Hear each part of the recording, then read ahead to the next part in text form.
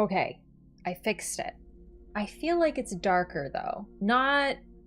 We can tweak. We're gonna tweak it. It's whatever. I just wanted to start back up. Hi, I'm back. Yeah, exactly. I live, bitch. Yeah, I think it was ISO. Basically, is what I've concluded. We are back. We're fixed. We're gonna be playing Dark Souls for real this time. Oh my god, that was really stressful. I was freaked out. But I think we're good now. All right.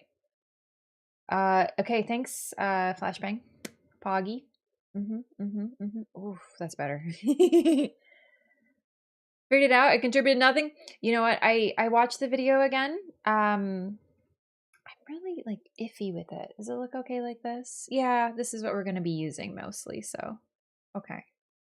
Yeah. I watched the video over a few times. I understand what happened now. I missed one or two settings. The thing is, I don't think he said that he was doing them. I think he just did them and I didn't see because I was watching my camera and then looking. And then when I looked through the video for like the 15th time, I figured out what happened. So, managed to fix everything. But I needed to stop stream anyway because unfortunately... Hang on, let me pop up a YouTube chat over here. Hey, YouTube gamers. A little darker. I'm afraid if you try to adjust it, it'll explode. Yeah, we're just gonna leave it a little bit mellow for today. I would like to tweak my settings because I actually changed a few of them so they're a little bit more manual now versus being automatic. A lot of them were automatic before. Camera seems still not in tip-top condition. I mean, it should be. So, like, I don't know why it shouldn't be. It's just like maybe a little darker. I'm just tweaking. Did you write down your settings? No, I'm trusting my memory. But I saved the video now, so if the same thing happens again. Also, I learned actually what happened. I don't actually know mechanically what happened because I shouldn't have been able to touch anything and break it immediately, but I now understand what I did a little bit more. The first time I watched the video, I didn't really understand what I was doing. I just listened to what the dude said, and this time I'm like, oh, so I'm doing this, so this occurs. So yeah, we should be back. For some reason a bit blurry. That might be my background. My background's blurry. I think I'm very in focus. You can see the shine of my blush. And the fact that I went outside today. Hey, the van's not being critical. Listen, relax. Don't worry. No one's attacking. It's fine. Outside? I spent most of the day outside. It was very nice and warm today, so. Look like you've been tanning in Mexico? I did get a tan yesterday. I didn't mean to. I wore sunscreen on my face, not on the rest of me. So, oops. No, it's a little, I think it's a little darker, but I'll just adjust the ISO. I just can't do it right now because when the camera's plugged in and active, I can't. I looked at it, it looked fine, but now that I'm looking more, I'm like, yeah. So anyway, I fixed it. The camera ISO, I think, got changed. Maybe a couple other settings, I don't know, but I went through the whole thing again. I feel like the camera's a little warm, but it's always been, you know? Like, I feel like maybe I'm looking at it more critically because now I'm staring at it. Yeah, it's fine. Anyway, we're back. Tech issues solved. But yeah, I'm using this software that wasn't picking up the camera because I plugged and unplugged it a bunch of times, I think. NVIDIA Broadcast. It's what makes the cool blurry effect. So when I do this, you see my arm blurs. So, it should be good now, but I did have to reset the stream and my computer to fix it. So either way, like once I did that, it was kind of doomed. But we're back and I understand how to do my camera settings a little better now. So we're good. Wish I knew what tanning was like. My two shades are white boy and cherry tomato. I feel that. That was one of my best friends growing up was the same way. Very, very fair skin. I saw her tanned once in my entire life and I was like, what happened? Because she's always been the type that she spends 5 minutes outdoor. Bright red. I credit the Polish genes. I don't know. Polish people freaking tan good.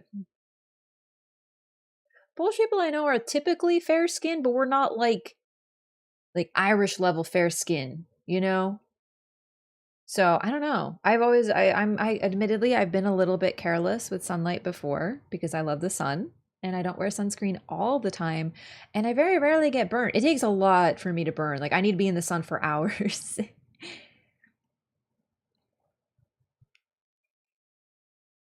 Polish and German, no tanning to be had? Really? I don't know. All the Polish folks I know tan really well. You have such a great hat. I do wear the hat, but the problem is if it's even a little windy, like if it's freaking windy, that bitch is getting blown off. You have to be really careful. Golden tan or a burnt out of hell. It's my Spaniard jeans versus my Irish jeans, right? OBS is an interesting logo now. Yes, I have fixed it. It's me now. Hello, I'm back. Boom. Okay. Oh, all right, we're gonna get to Dark Souls. That was really stressful. Hilarious though, honestly, a little bit. How much sunlight is actually where you live? Like a lot.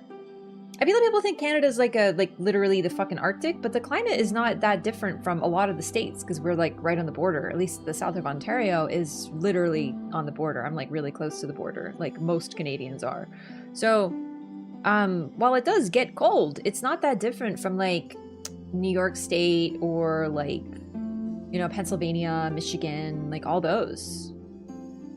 So, in the summer, it gets really hot and very humid, and in the winter, it gets very cold. And it snows. It's like extremes of everything. Love your glasses and the fact you wear glasses. Thanks, I need them to see. Hot and muggy? Oh no, it was muggy today, but I like it when it's muggy. I like it when it's humid. I like to be dying. That's ideal for me. Sweaty. You see what Miyazaki said about Bloodborne?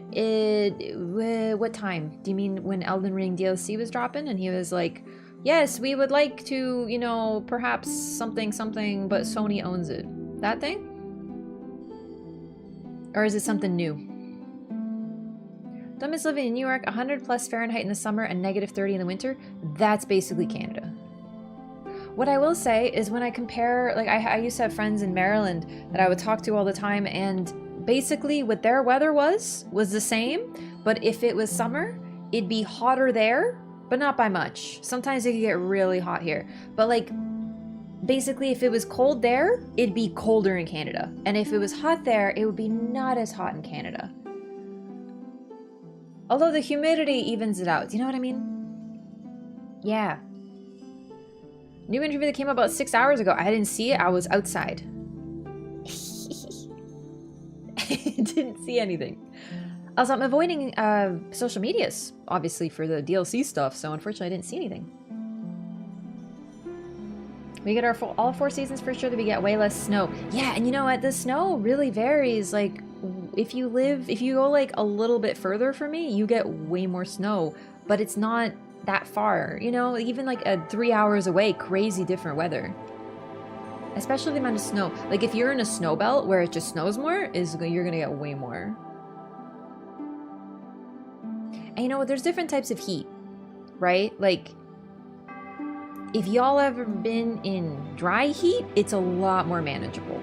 You have to be careful to drink a lot of water versus humidity. So like here it gets humid. We don't have dry heat. It is muggy. It's like, sometimes it feels like you're walking through a swamp. It gets so muggy. So something more like, I'm not saying it's exactly the same, but like Louisiana, you know, like Louisiana, very heavy weather. Not quite as bad probably, but compare that with Texas, for example, which is really close, but is dry. I'd love to see annual snow. Let me tell you something about snow. Everyone wants to see snow when they don't have snow, and then they suddenly see it, and it's not so magical. It's awful. Snow sucks. It's not that pretty. It's cold. It hurts. People don't know how to fucking drive. You suddenly have to plan around the weather for everything that you do because, oh, sorry, we made plans a month ago. There's a blizzard. Not safe to drive. Oh no, someone forgot how to drive in Canada, even though we get the same weather every dang year, and fell into a freaking another car, and oh, that's traffic for like 3 hours. Nightmare. It's a nightmare. Oh, you want to go somewhere? Oh, better take some time out of your day to unsnow your car. Oh, did you park your car? Time to unsnow it again because it's still snowing. Better freeze your freaking nips off. What else? It's cold. Master MPS, thank you so much for 9 months. Welcome back. Sorry, I was in the middle of my anti-snow rant. I hate snow. I hate winter. I hate the cold. If it's under 15 degrees Celsius, it's too cold for me. I'm miserable. I'm miserable most of the year, frankly. You fixed rather quickly? For my standards? Yeah, I'm actually very proud of myself. Welcome back, Master in Peace. Enjoy your new blue butterfly Poggy. More places don't have snow, you could move? Problem is most of them are in America. And or expensive. Even more expensive. Or Europe. I'm not against moving to Europe. I have citizenship for the EU, right? But like, the thing is, if I move to Europe, I'd want to learn the language of the place that I'm living in, and that's like a whole other thing you gotta deal with. And it's hard to be away from family, you know? What is that in Fahrenheit? I'm sorry, you're gonna have to Google it. I actually am terrible at Fahrenheit. Oh no, your poor dog got porcupines. Are they okay? Dry heat is bad for your skin. You know what? If you're not used to dry heat, it can be pretty dangerous because you're used to not drinking as much water, because when it's humid, you don't lose as much moisture. So you should still drink water because you're sweating, but like, you know. Snow sucks exactly like that in DC. No one knows how to drive. No one knows how to drive anywhere, I swear to you, but it's just... everything you plan in the summer, chill. The worst, you have to worry about a bit of rain, right? You can just make a plan. You have to just be like, hey, do you want to do activity on day? No problem. Do you have an appointment that you have to go to? No problem. You don't have to think about it. But if in the winter, when it snows, suddenly it's like, all right, gotta look at the weather report, gotta eyeball it, gotta check the traffic to make sure there's no accidents along the way because it's gonna take 20 extra minutes to get anywhere. Oops, it's actually snowing, so now I have to de-snow my car. Oh no, I got stuck, now I have to, you know, like, it's just, everything becomes so much more of a hassle. And then you go outside and it literally hurts to breathe. Like, why? What happened with the camera issues? I fixed it.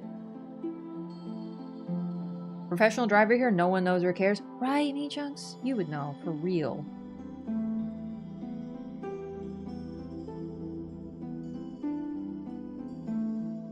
Listen, I understand that we need weather, and snow is good. I get it. I'm not saying we should abolish snow. It's just, I hate it. Traveling abroad for at least a couple years? I just like being close to my family. Like, I'm really family oriented. So like, I don't know, it'd be hard. Like, I'm very independent, but I also really like having family nearby. It's a bit of a mix, you know? Yo, Fluffle Buns, thank you for the $2 super chat. I really appreciate that. Wait, can I hit this? Oh my god, I can heart it? Oh, that's so cute. I didn't know. Thank you so much for the super chat.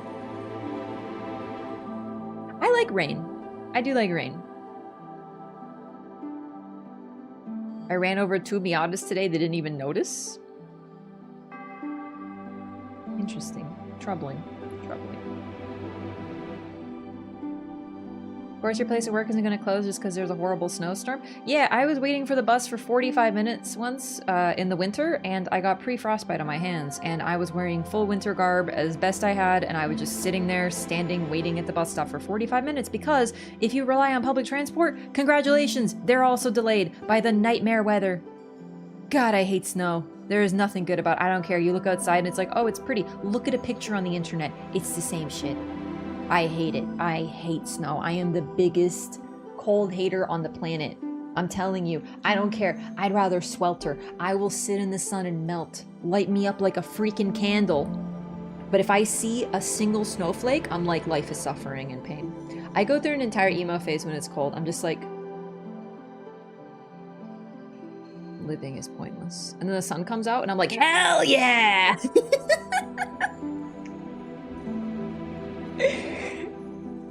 Seriously, I feel you. Rain depends. Okay, yeah, like if there's like a rainstorm, scary, you know, like hurricanes and such. Oh, that was a really delayed thing. Thank you, Fluffy Ones. Notif, I mean. Desert snow is underrated. I feel like if it's something that doesn't affect your day-to-day, and it maybe happens once, it's like, yay. Are we really on weather right now? Listen. Your reptile, I think, I got that a lot, actually. Seriously though, when people go, oh, but like, when you're cold, just put on more layers. When you're hot, you can't take off your skin. That's quitter talk. You do not understand how I live in the winter. I'm like, if I'm not in bed, in a sweater, in sweatpants, with 3 layers of socks, with a heated blanket around me, and then another a blanket over top of the heated blanket, I'm cold. 24/7. I get out of bed, I'm cold. I need to be in bed 24/7 to not be suffering in the winter. I don't retain any heat. I don't understand why. Always been like this. I do not deal with cold. Vampires are like that? True. Do you even have a heart? Yeah, it's right there in chat. Are you sure you're Polish? Poland has such mild goddamn weather. You don't even understand. Didn't you grow up in Canada? I was born and raised here. Everyone's like, oh, fake Canadian. Yeah, and I don't like hockey. Maple syrup is phenomenal, but other than that, and that's it apparently to be Canadian. I don't care. If liking cold means that you're Canadian, then I guess I'm not Canadian. You okay? I mean, yeah, it's summer. I spent all day outside. I'm like chilling. It was great. It was 26 degrees Celsius. It was very sticky outside. I was having a great walk. Much better this summer? So far. Yeah, that's true. What's the verdict on poutine? Delicious. Glorious. Love it. You don't like hockey? It's a stupid sport. I'm sorry. I don't care. Like, I know it's very athletic, but it is... I can't believe that they sit there knocking that stupid dang puck around for like 3 hours at a time. It's maddening. I don't know what they're doing. Like, I fall asleep. It's the most boring sport on the planet. Volleyball and basketball are legit. Hockey? Deeply lame. There's absolutely... It's unwatchable. Even baseball's pretty good. But, like, hockey? Awful stuff. I'm sorry. It's true. I can't stand it. I just like people getting knocked. You know what I realized? I hate that violence has become part of the sport. I hate that, like, they now have people whose job is to fight other people when you're doing sports. That is so stupid to me. Like, they literally just occasionally just start punching the shit out of each other, and that's part of the sport. And I'm like, why are you such children? Isn't Bruiser a position? Yeah. Yeah, so basically, if their bruiser hurts your little team guy, your job is to hurt them back. And it's like, you have to hurt people in a way that isn't a penalty, but you still hurt them. And it's like so stupid. It actually bothers me. I like sports like basketball, really. Basketball and volleyball, because they're all about like the sport. And especially volleyball is so team-based. I think that's the sickest shit. Actually, less fights now in hockey. I'm telling you, I watched hockey in the past 10 years. Unfortunately, I suffered. And I was like, this is boring. And then they fight, and I think they're children fighting on a playground. And I can't unsee it. And then you get soccer, dude, slash, European football. You get folks who, like, fall over, and they're like, for like 10 minutes. And you're like, oh my lord, like, this is miserable. I can't stand it. I'm a fake European and I'm a fake Canadian. It's true. Listen, if you love hockey, I love that for you, but I just am not going to watch it.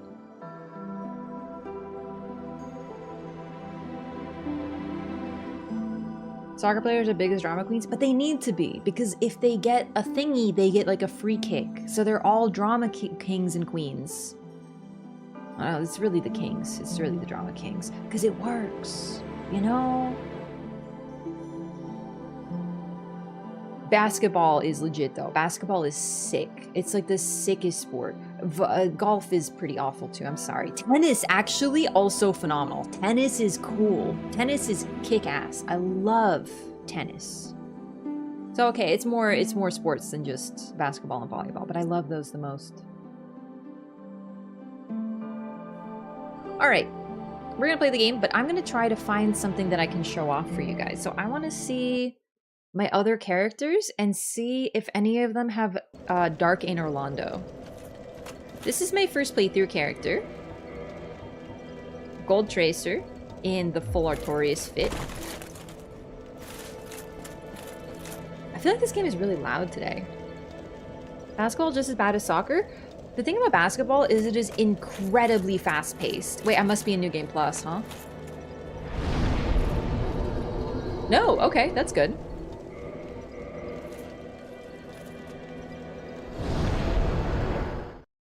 So, the thing about soccer is it's just very much, it's about stamina, right? Because the field is huge. So you have to, it's not this one.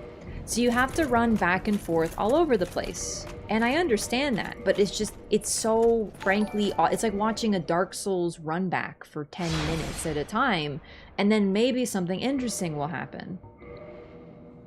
Versus... Shin Michael, thank you so much for the sub, by the way. Yo, anti-sports behavior is very beneficial. No, just kidding. Welcome in.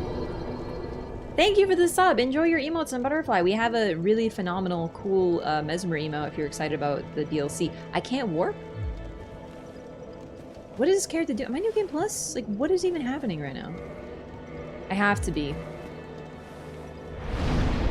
Alright, so it's not this one. That's good. So, basketball is very, it's the opposite. The court, sorry, I don't know if it's, I think it's called the court. It's very small.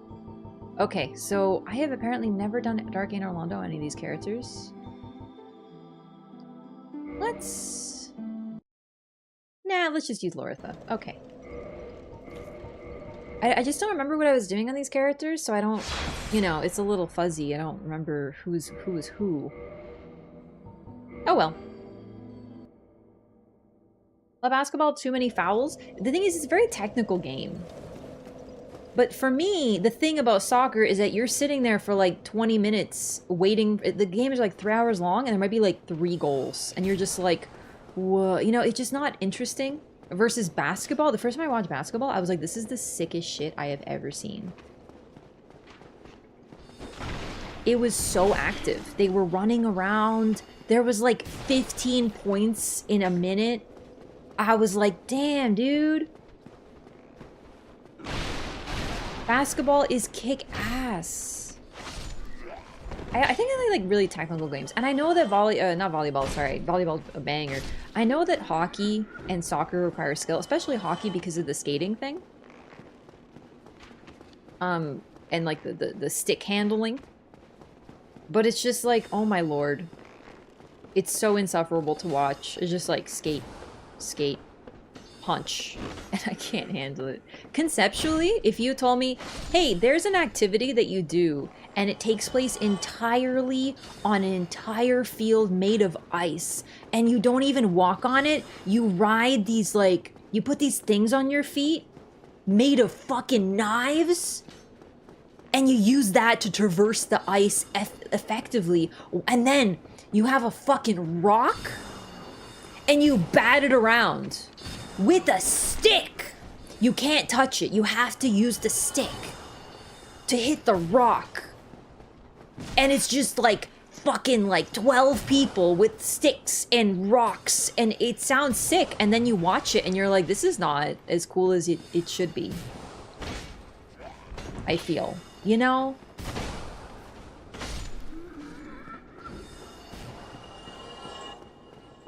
I am so back.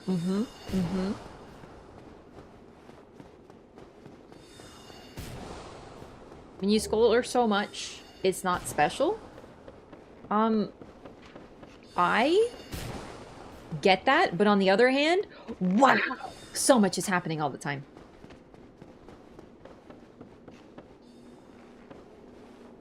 Would enjoy lacrosse? Oh, right. Dingus. I have to free him. Big Hat Man. That hat is insane. How do you not fall over? Holy fuck. Holy fucking fuck. That body of yours is absurd.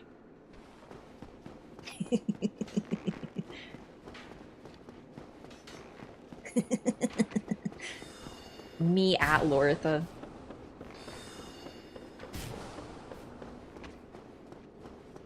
So anyway, listen, I'm not trying to like roast anybody. Like if you enjoy these things, I'm very happy for you. You know, in fact, I wish that I enjoyed them, but it's just for me, soccer time would just be because my family's from Europe, right? So like they'd watch the freaking World Cup or whatever it's called. I'm not lost, by the way. I just look like I'm just acting like I'm lost, but I'm actually not lost. In this fucking maze made of hallways that are exactly the same. I'm not lost though. So my parents would watch soccer, of course, and what this would turn into is a blaring television. And then at random intervals of time, that could be up to an hour apart, oftentimes, my dad would scream at the top of his lungs. And it was like a fucking... Okay. It was, oh, I'm dead. I was human! You beaming jerks! I got in the crossroads. Anyway, it was a nightmare for someone who's very jumpy to noises. So I was like, this sucks. This just sucks. And then I'd watch, and it's just... people wearing a certain color and then other people wearing a different color running back and forth for hours. And I did not. I was like, this is not for me. And then hockey. Oh my god, anytime I've watched hockey, it's been an experience of suffering. Truly. I think maybe it's here. Maybe it's on the first floor. Maybe it's on the other side too, because like Big Hat's deceptive. He's a deceptive little sneak, isn't he? I should get my souls back, actually.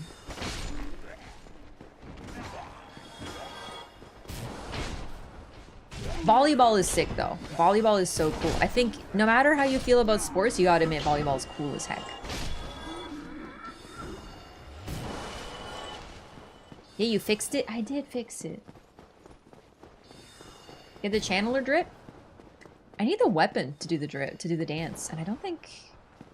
I think, isn't the weapon a crow weapon? Or I'm thinking of Dark Souls 2.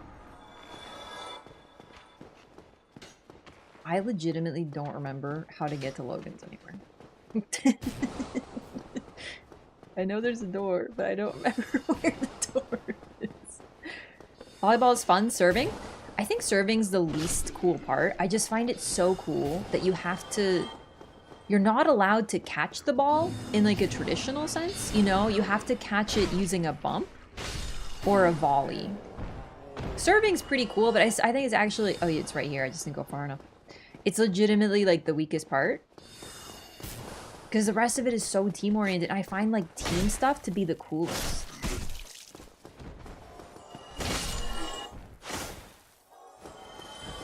Got auto-modded?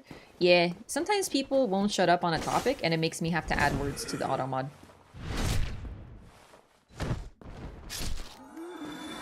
If I look through my auto-mod list, I have some really random, benign phrases. And that's basically why. Like, imagine if right now, I banned the word DLC from my chat. Are you excited for DLC? You excited for DLC? I'm not roasting, it's just a benign example. It's just, you know, you get a lot of the same thing. Now imagine if someone's like just being annoying, or several people are being annoying about something. Well, sometimes it's easier to just add with the automod. Yeah, like Mikola, exactly. Like, I'm gonna add Mikola to the automod. I'm gonna ban hockey next.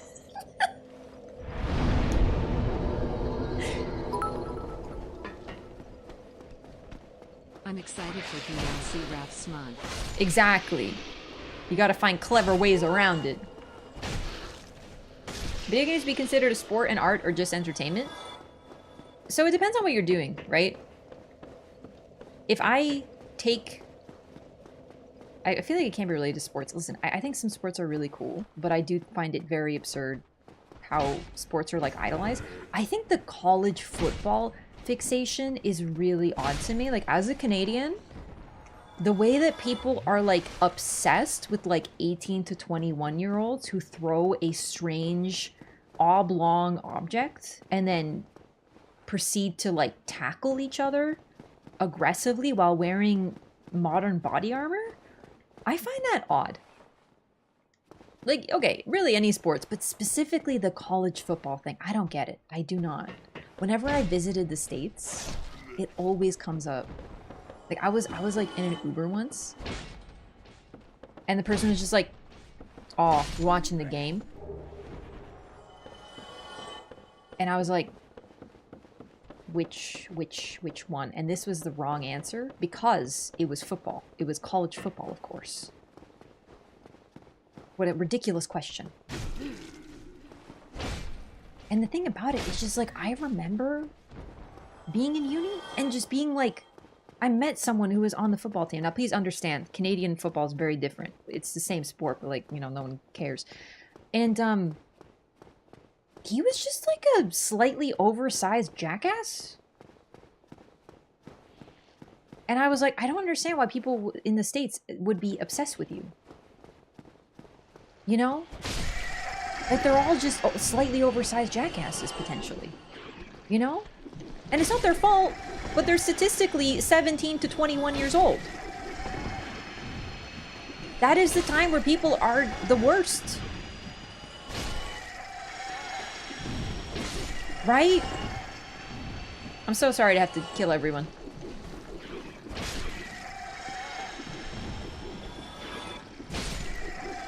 Loreathons get paid a lot? Yeah. Okay, I will say the one thing about soccer though is there was that US lady, the one with the purple hair, who was she was on in the women's, I think the American women's team won something, and she was there and she was like, she went like super viral. I don't remember why, but I had a bit of a crush on her. So like, I think I can understand sports sometimes. You know? Then for that moment I was like, okay, I get it. I would have watched soccer. What a chance meeting this is. Alas, I'm imprisoned once again. I don't suppose you could stage me a getaway. The archives. Yeah, okay. You're free. Oh, thank you very much. I'm saved. Dude, That he's makes so twice. sarcastic. I must be sure to repay you. I will visit the archives. If I discover any new wow, I'm spells, I saved. shall This is share them great. with you. Prepare to be impressed by the onward march of sorcery. Hello. Don't mind me. Go on ahead. I'll head out soon. I wish to lay down He's my so plans before I polite, visit but the archives. he's very Canadian. And that he's polite, but that doesn't mean he's kind. Do you know what I'm saying? Also, yeah, someone last stream mentioned that this Firekeeper soul is here, so they probably targeted Firekeepers. And that's a good point. Honestly, they were probably targeting everybody, but it's really notable that the ones they don't imprison but are the most viciously transformed are Pisakas. And I'm presuming that those, considering 2 of those are Guinevere's maidens, were likely not undead. So, I don't know. I think a lot of folks were experimented on here.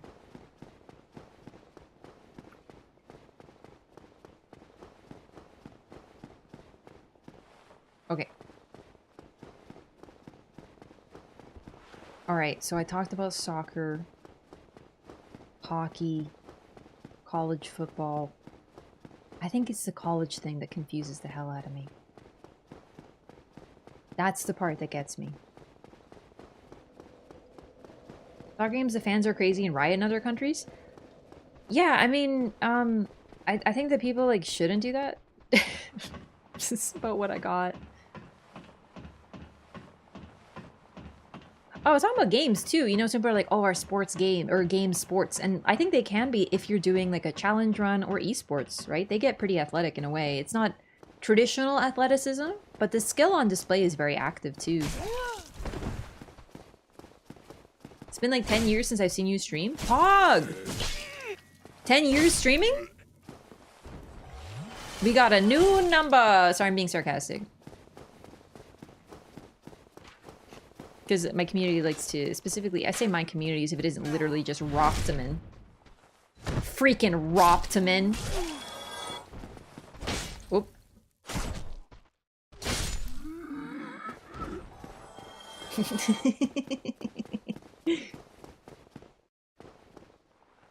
Seath also fathered a child with the power gods themselves feared. Bold of you to assume he fathered him. Fathered her. What if he mothered her? But no, in all seriousness, probably something, he was probably involved. Did you play Eliza B? I sure did.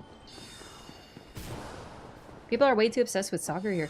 I don't care what you're into. It's just, I find it troubling when, you know, there's like, the stadium, they're rioting in the streets because, you know, the sports ball lost. That I find scary, you know? Like, if someone was like, I had to, like, I went in the streets and rioted because, you know, Mesmer from the Shadow of the Erdtree DLC beat me, like, that would be scary.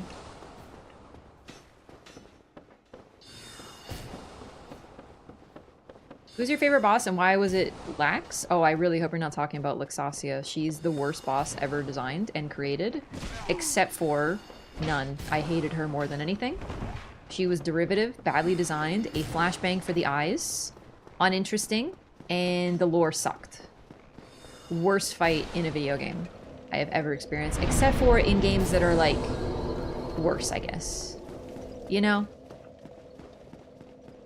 When you riot if Mesmer's second phase was just another fire giant? No, I can fix him.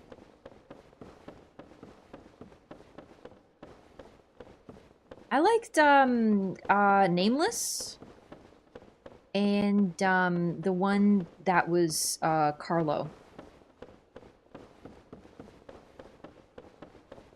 I actually can't believe how opposite I am to most people, when it comes to Luxasia. Like, I actually think she was laughable. Like, I think she was a joke.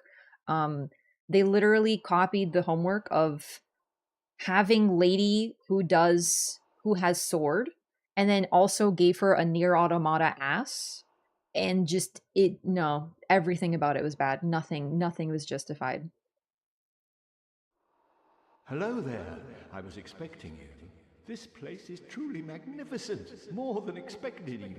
As promised, I shall share the new sorceries with you, and the secret of Seath's immortality.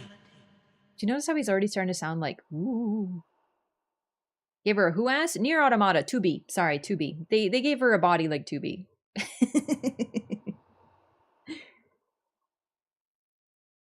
Luxasia actual fight is great? Nah, it's terrible.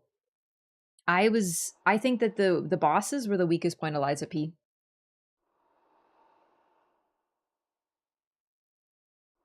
Also, in this case, I mean Nameless Puppet. Sorry, I couldn't remember what he was. Nameless King's cool too, but Nameless Puppet in this case is pretty sick.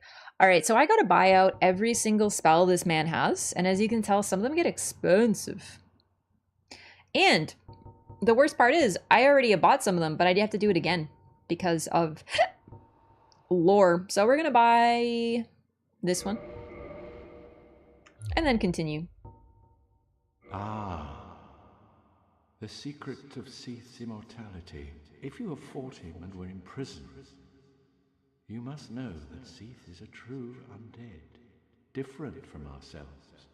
His wounds close promptly, and no mortal blow affects him, granting true insulation from death. His wounds close promptly, and no mortal blow affects him, granting true insulation from death. It is an effect of the primordial crystal. A sacred treasure pillaged by Seath when he turned upon the ancient dragons. So only by destroying the primordial crystal can you so much as scratch his hide. And it so happens, the primordial crystal is in the inner garden of these very archives, the Crystal Forest. So you don't need this, but this gives you context for how, like, what happened with Seath. He's immortal, but he has a weakness. And we're gonna go to destroy the weakness, basically. He exists now in this dark room, and he finally sounds passionate. You can start to see Logan only cares about this, and this is the only time that he's actually excited. And it's, well, we're gonna see more as we buy things from him. 2 rat streams in 1 day. I'm back! Yeah, I talked about it in a previous stream, but my main issue with her lore is that she is exceptionally boring, and her motivations are the typical female motivations, as I like to call them. Romance. That's it. Making an interesting character necessitates... You can use cliches, by all means, but if I see a character whose whole motivation is, I like that boy, then I'm gonna be like, okay. It's copying the homework of characters like Maria, Melania, Frida, and did I say Emma already? From Sekiro? without understanding what makes them so engaging. And that's the main thing too, is you could argue, oh, but Mulaney is also just protecting a boy. Yeah, that's her brother. And we get to experience their brotherly and sisterly bond and their relationship throughout the game. And that's okay. So it really makes it a lot, their loyalty and their mutual love for one another is on display within the game. Emma is trying to protect what she thinks is important. And she doesn't fight. She is a healer who only picks up a sword when she's truly desperate and she sees no other opportunity. And it shows her resolve. How someone who wants to cure disease, to cure you, must pick up a weapon. I think that's beautiful and very interesting. Versus Loxasia. She is the mindless follower of a boy.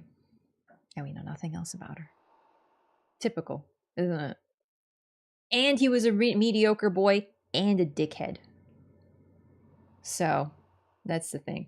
Really bothers me. Carla from Resident Evil.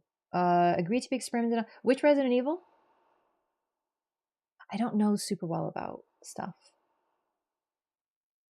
Resident Evil, I don't know all of them. But she's got a great ass! Yeah, also the fact that she was basically wearing, like, fucking bandage lingerie did not do it for me. And listen, if I could pick a fit, I might pick hers in that game. I would wear just that. It's cool.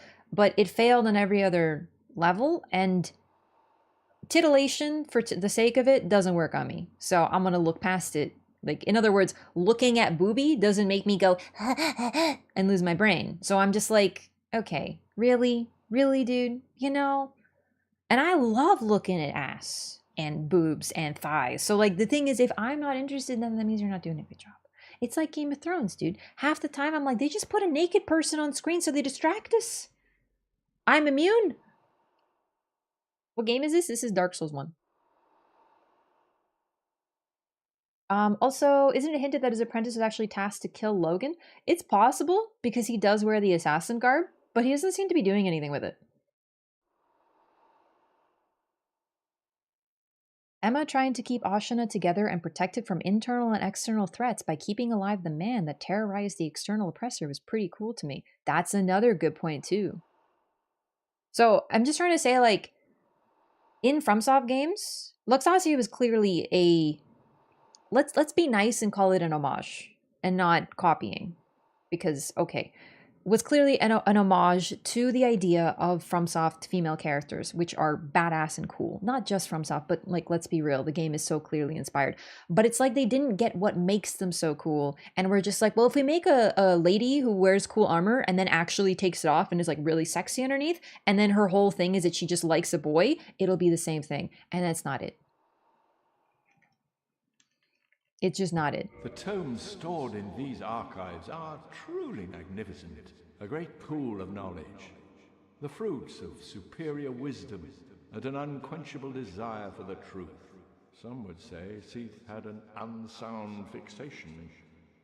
But his work is a beautiful, invaluable resource. All progress demands sacrifice, and I certainly bear no antipathy for that wonderful, scaleless beast. Logan has a crush on Seath. The tomes stored in these archives are truly magnificent. A great... All right. We'll be back. Come again. Could have killed Manus without having to fight Luxasia. See a post-game Luxasia without Manus. They wouldn't have done that, though. Listen, the game is really good for what it is. It's just, you know, I really largely think the bosses were the weakest points. And I don't care that there isn't too much lore, because it's good to fill in blanks, but I feel like the problem is they gave us too much lore on the really lame shit. Prism stones. You might be like, why would they give you so many prism stones here? That's a strange gift. Oh no, it's because of where we're going. Why are you not interested in Wukong Black Myth? Because they're not interested in people like me playing their game, so I'm gonna go ahead and listen to the devs. I respect their vision.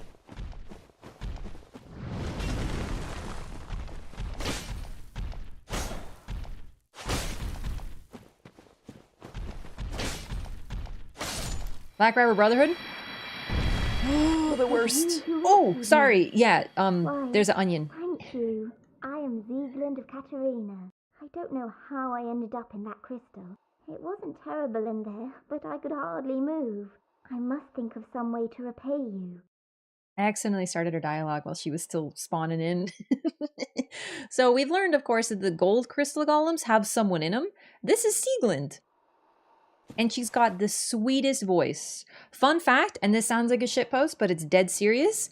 Miyazaki based the sliders... Okay, maybe it wasn't Miyazaki. The sliders for Siegland were based on Emma Watson. Hermione. Dead serious. I wouldn't say it's too accurate because of Dark Souls 1 being kind of limited, but that was the intent, which is the funniest thing on the planet. Oh, have you seen my father? You wouldn't miss him. A suit of armor just like mine. Yeah. Thank goodness. I knew he was here somewhere. Well then, now I must find him. Thanks again, truly. Now if you'll just stay put and keep out of trouble. Thank goodness. Well then, now... Alright, so unfortunately, because I messed up Siegmeyer's questline, we're not going to get to do Siegmund's. They're linked together, as you can probably tell. In Ash Lake, if you manage to successfully complete Siegmeyer's questline and talk to Sieglund a couple times, eventually Sieglund and Siegmeyer are reunited. Except the problem is that Siegmeyer, because he's realized that he is a failure of a hero and an adventurer, goes hollow, and Sieglund is forced to put her own father down. We're not there for it, we just see the aftermath. And then Sieglund, heartbroken, says that she's gonna return to her mother. We might be able to talk to her a couple more times. Yeah, in Firelink, I think she appears once more. We're gonna get a bit of her motivations. She came here to find her father. And keep in mind, something really interesting about this game is that we know that characters can exist as undead for a really long time. So Logan, for example, has been here for about 100 years. We know this because we talked to, I always forget his name, the sorcerer. Not the one who follows him, the one who is also a blacksmith. If you talk to him, he tells you, Logan? Yeah, he's some genius from 100 years ago. Because it's been that long. Rickert, thank you. I always forget his name. So, it's not fully stated outright, but it is totally possible that Sieglund was a child, or even a baby, when her father became undead and left. It's not for certain, but either way, she is seeking her father for her mother's sake, because her mother asked her to. And that also suggests that she is not an undead. She came here as a human. And that also means that if she dies, it's for real. And she still made it through everything she did. It's super interesting. Now, once again, we can't know for sure. It's possible, you know, Onion Bro's been here for just like a couple days. It's possible it's been years. But this idea of a daughter seeking her father and being reunited with him only when he is effectively lost his mind is one of the most tragic questlines in this entire game. What weapon does she have? I actually don't know. Let's take a look.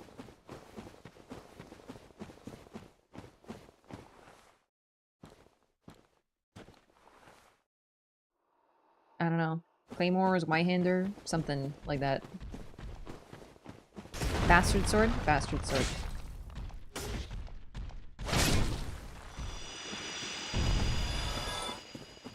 Oh, and she does give you a Titanite slab. So, yeah. It's a cool quest.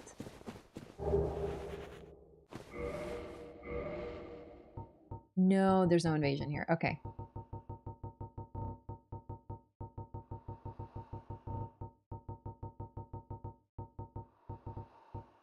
Crystallized helm worn by a hollowed knight who is partially crystallized. The power of the crystal grants high defense.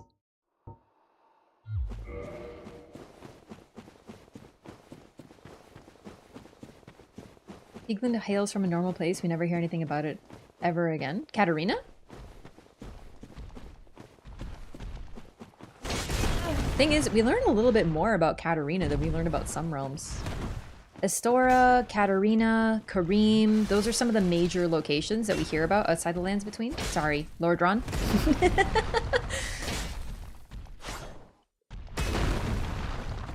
We get some minor lore, but the thing about it is, even when we're dealing with people who are outside the lands, like this land is always the most important thing to them. Katarina is a happy place. The folks there appear to be very jovial.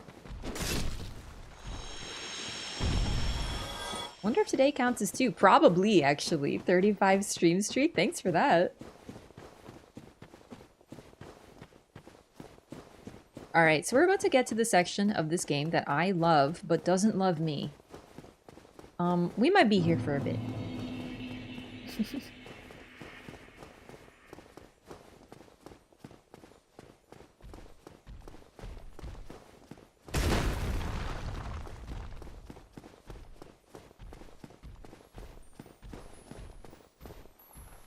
God, this place is so pretty.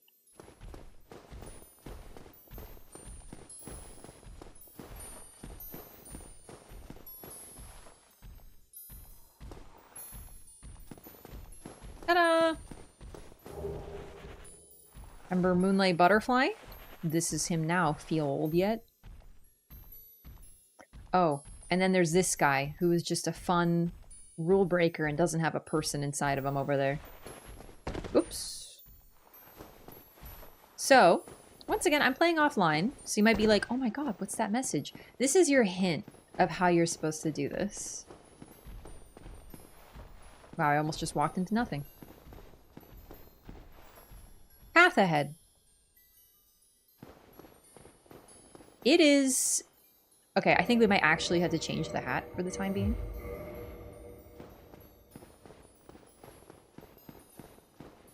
There is some real nonsense about these paths. Staying straight is hard. Hope they don't do invisible walkways again. Oh my god, I hope they do. Are you kidding? The Elden Ring one nearly broke my brain. I loved it. And that was like a little tease.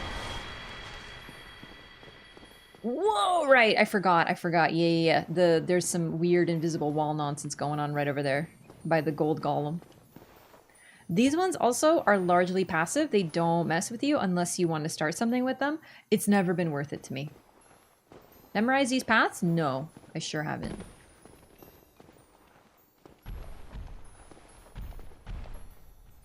Imminent fall.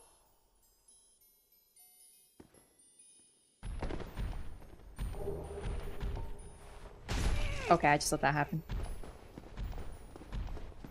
How they found that path on Elden Ring?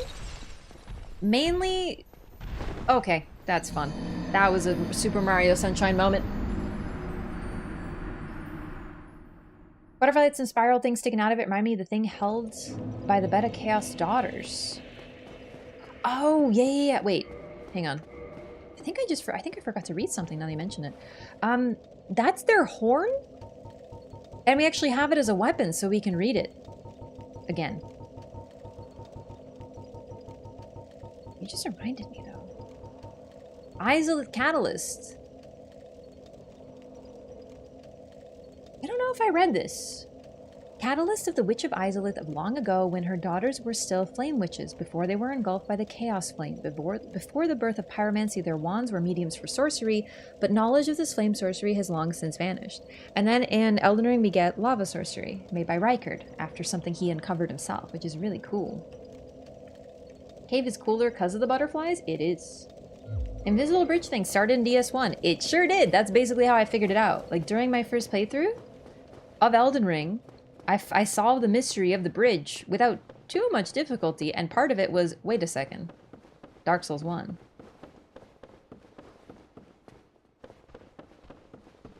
Those butterflies drop blue Titanite slabs. There is a slab in the cave as well, a drop one.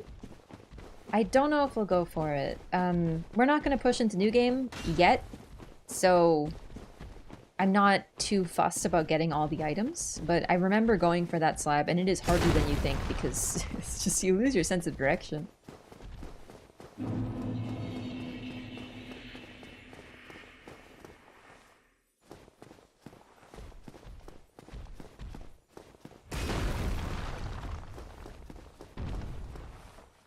Consecrated Snowfield? Oh, that one. Oh, right. I was thinking of the one that leads to the sorcerer. The apostate tower or whatever it's called. But that one too, I forgot about that. Oh, so yeah, I conquered my camera. I will have to tweak it a little bit. Whoops. It's happening again. This effect is much better for showing where the bridge is too, by the way. The one in Elden Ring is terrible. Okay, careful of the invisible wall. If you walk, it's fine, but if you run, it is not. I'm gonna go ahead and just say, screw my souls. I'm good. Okay, fine. No, I should try this. I should try to figure out where this leads.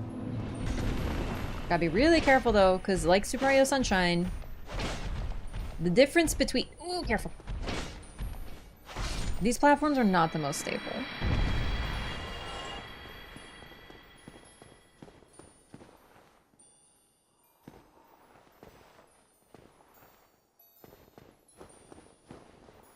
This is not disconcerting at all.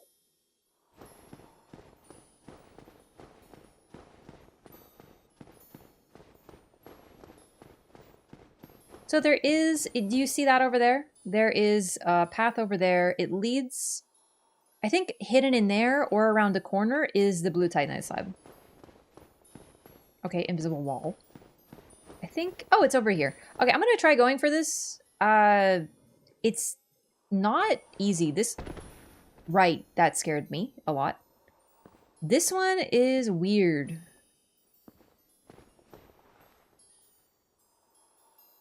Also, I don't use prism stones. I know they give them to you, but I just, like, couldn't care less, to be honest. Ooh, right over there.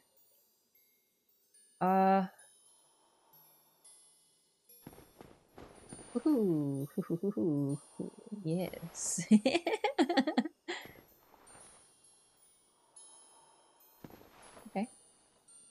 I don't really remember how this looks, but, like, we're doing okay. So it's, like, whatever, you know? We're chilling. Fuck! Yeah, alright, well, we tried, dude. It's fine. Whatever, man. To the victor goes the spoils, and I guess I didn't win. Instant regret. Chilled a little too hard, yeah.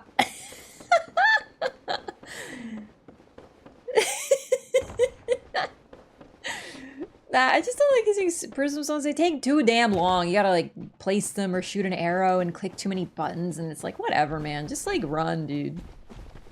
Who cares? Looked away for 0.5 seconds? Yeah, it wasn't the looking away that did it. It was trusting the snowflake. Yeah, pretty much like a fuck it we ball situation for sure. I just don't, like, you know, care, you know, like, oh no, I died. Oh, I'm crying. Like, come on, man, it's fine. Thanks for the follows. Is it because of gravity? Let's go. Now I know why Radon's so popular. Gravity gets you so many friends. Needed a ring or something like the Covenant of Artorias to reveal the hidden past? It would have been called the Covenant of the Bitch Who Hates Falling or something. Sorry, I don't think you're a bitch. I think that's actually a good point. But also, like, on the other hand, it's really funny.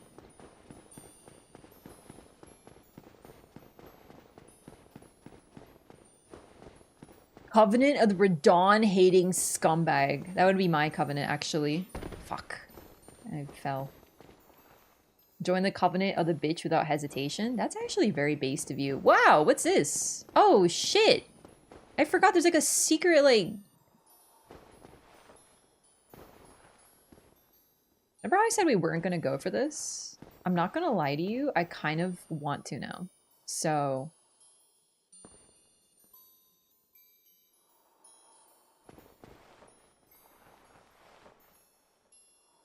After all, why shouldn't I have it? I don't trust this.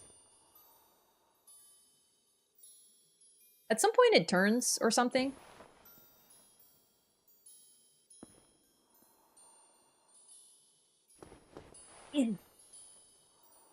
Okay. Why am I doing this? I don't need the item. We're not ready. We're not ready. We're not ready. It's not time for straight. It is not yet time. Okay. YOLO. Holy. Okay. Yep. Blue Titanite slab, as discussed. Hey, are you gonna upgrade a weapon with that item? Fuck no. Alright, but like, how do I go home now? Oh no. Wait, is it? No, that's just as shiny. You want me to go back? Are you stupid? No. No, I'm not doing that. What's it used for? Right, I should go over this. So, Dark Souls has many different types of Titanite. And they work for different weapons. So Titanite works for standard weapons. Green is Magic, Divine, Fire, up to +5. Blue Titanite, magic weapons to +9 and enchanted weapons to +4. It gets confusing. Red works for fire and chaos. Yeah. Divine and occult. Special weapons. Yeah. Yeah. Just use a bone? I think I'm gonna bone out. Oh, I should use my Firekeeper soul, actually. I totally forgot. Wait, I should read this one, too.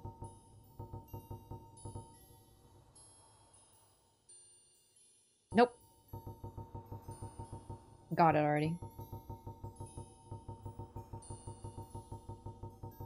It's kind of soothing here, but also slightly terrifying, right? It's very wind chime things falling over, but it's also terrifying.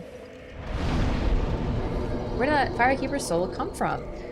Within the cell with Logan. So basically, I think it makes sense that Seath was experimenting on a lot of things. But it's interesting that considering the amount of Pisakas versus others, it looks like his main experimentation was on humans. Not undead. But once again, it's really interesting because Logan describes Seath as a true undead. Oh, hey, Sealand! Oh, hello again. We're both managing quite well, aren't we? But I haven't found my father yet. Have you seen him? Yes. Really? Then I must be off. I'm sorry he's caused you trouble. He has a knack for that. If you just stay put. Really? I'm sorry.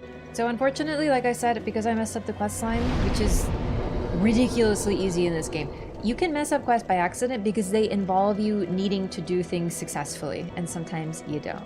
So that sucks. Alright, let's get a few more souls, or at least spend the ones we have with Logan. Oh, you know what we should do? Sen's Fortress. Real quick. Let's go back to Sen's. Chat, where is my boy in Sen's? Is he upstairs? I think he's upstairs. Or is he where Logan was? Love the shirt. Where'd you get it? This is a Lululemon sports bra. I love it. I honestly, I'm a Lulu girl. I freaking love their shit. He's right inside. Right inside. Like, at the entrance? I don't remember exactly where he is. I guess we'll just run from here then. I say sports bra, it's like a tank top, you know. Lulu sponsor her? For real.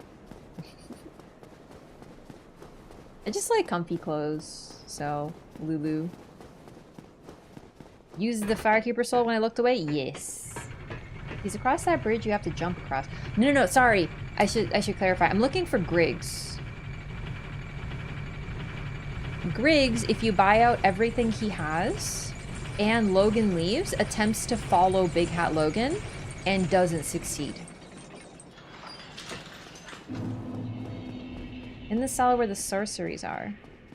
Ah, okay. I have a little bit of difficulty remembering where that is, but we'll get there. I think that's where the balls go.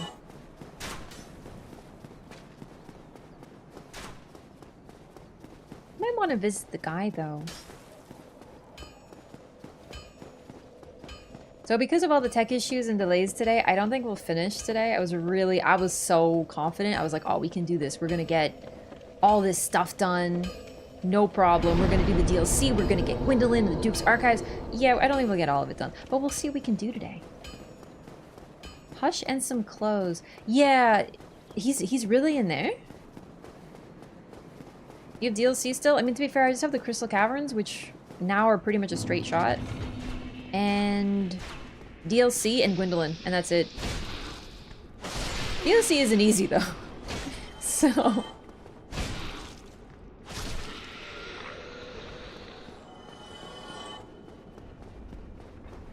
I left all the Titanite demons alive in here because... Look, fuck that, I guess.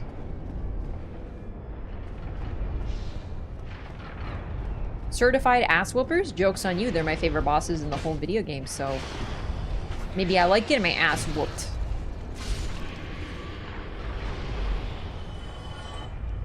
Guardian isn't too bad, but the tail cut can be a bit of a hassle. It's really Calamite that is kind of going to be a nightmare. I'm not the best at his tail cut. That, for me, is the worst tail cut in the game. Wow, okay, you threaded the freaking needle, bud.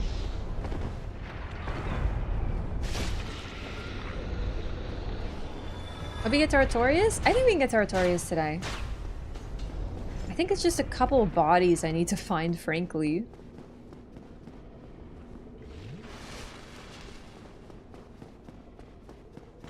But then again, we also have to do Seath's tail cut, and that's like quite possibly the second hardest in the game.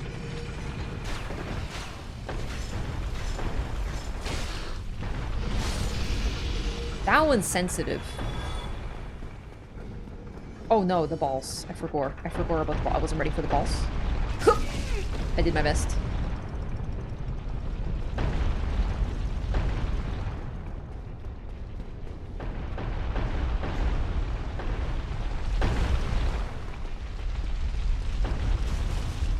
I'm stuck on the platinum, cutting the tail. Seaths? Oh! Scary. Calamites. Is Calamites required for Platy? I thought DLC was, like, not required, technically.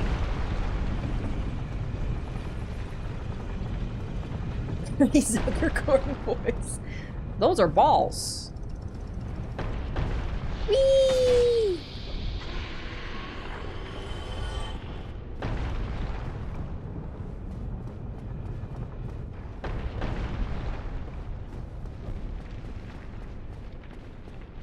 Not here.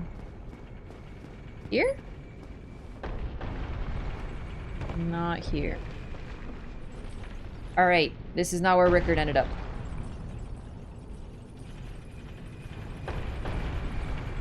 Found Priscilla's tail cut harder than Seath's? Other side?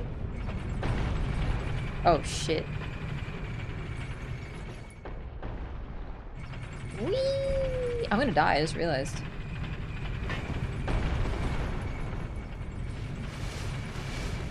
I thought I did both sides. Did I not?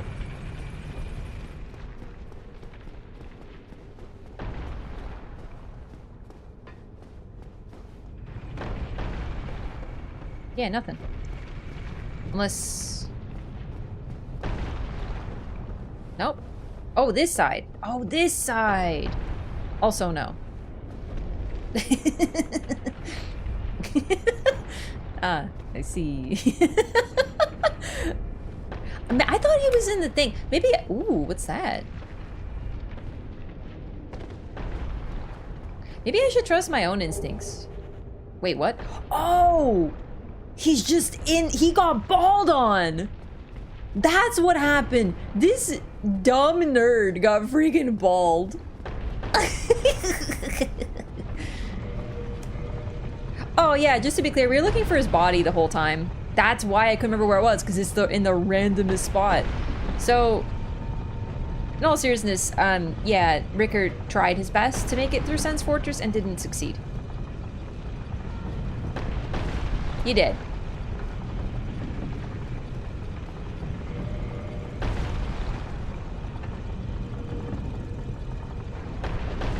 Sorcery developed by a certain surreptitious sorcerer at Vinheim Dragon School masks all noises of Castor.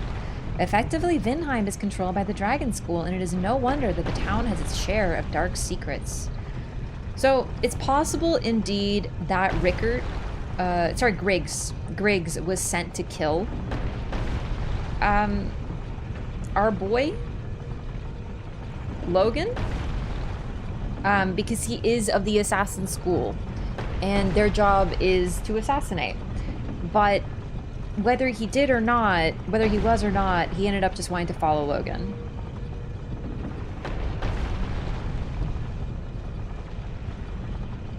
Horns of the butterfly, a being created by Seath, are imbued with a pure magic power. It's actually really interesting now that I see this coil again, because yeah, this is a very similar coil to the Sisters of Izalith. When they attach the Chaos Flame to the tree, it looks like this. Tail cutting in Elden Ring? No. I'm not gonna lie, I am not the biggest fan of the tail cutting mechanic, so I don't miss it, just because of how easy it is to mess up. Fun fact, Dark Souls 2 has tail cuts. They don't give you anything, but a couple tails can be cut. And another fun fact, tail cuts return in a way cooler form in Bloodborne, with limb breaks. Oh man, this one freaks me out, I'm not gonna lie.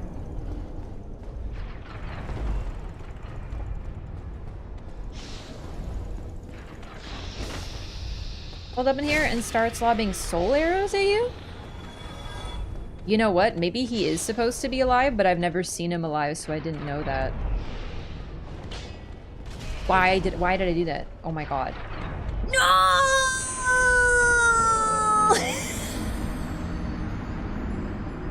Sen's Fortress moment. The Rotten drops a lockstone when you chop his arm off? That is the most correct technically ever, because you're right. He sure does. The Rotten does, but technically that's not a tail cut. We're talking specifically of tail cuts. Cutting off an arm is not a tail, so yeah. And now we're both technically correct. You got me there. This may not be known to people who aren't scholars of the human body the way I am. But a tail is in fact very different mechanically from an arm. A tail is defined as something that sticks out a butt.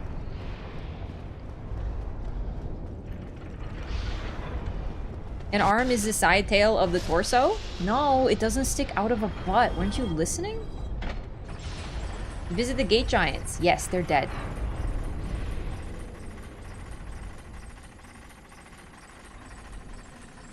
Horizon Zero Dawn has a very interesting combat mechanic where you can cut off machines' body parts. I remember that being advertised in the first trailer and thinking it is the neatest thing ever. Did I hear the phrase side butt? Yep, you've heard of side boobs, but what about side butts? I also miss the ragdoll physics very much. Yeah, I'm so with you. I'm glad they're sort of gone. Like, I get it, but Dark Souls 1 is so intentionally and unintentionally goofy. And Elden Ring is too. It's just like, I think people are not as aware of how goofy it is because it's a lot cleaner. Alright, I'm getting these bitches back. You hear me? I somehow accidentally dodged all that. One moment, please.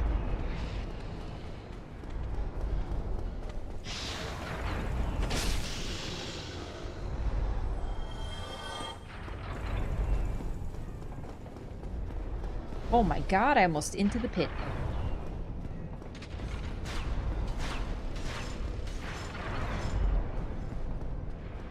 Why? Okay, well, I'm not getting my soul back. It's okay, no pressure. Now we can just leave. You know, it's fine. It's fine. It's okay. It's fine. It's whatever. It's not like I needed to spend 40,000 of them to purchase everything from Inflation Logan. It's not like he charges an arm and a leg and even a fucking tail for his stupid crystal spells or anything. It's who cares? It's fine. I don't need money. Whatever you don't look up Inflation Logan. I feel like something uncomfortable would pop up on the internet.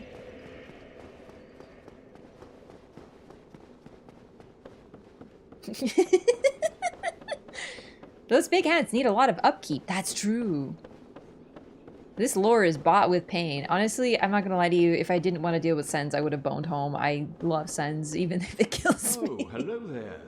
Where have you been? Time is a resource. Let's delve in promptly. The tomes stored in these farewell.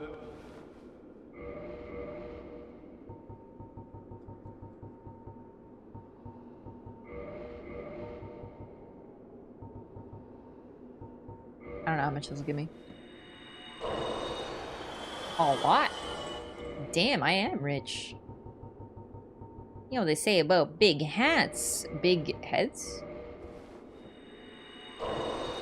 Because I can tell you something right here, right now. I understand. Wait, what the fuck did you say? Hello there. You really are very diligent. Oh, I understand. We are in the midst of a revolution.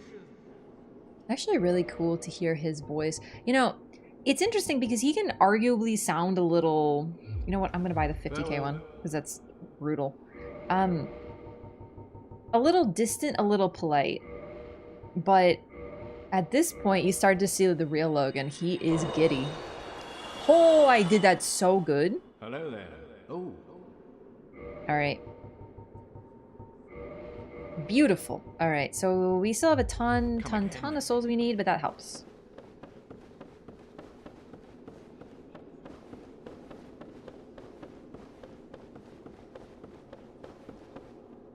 Do a co-op on Elden Ring DLC? I'd love to, but obviously not on the first playthrough. Souls games are incredibly fun to co-op. They're not designed for it, you know? Like, you do have to go through the world twice. But after doing the co-op in Dark Souls 2 with Ouroboros, that was actually kind of a highlight.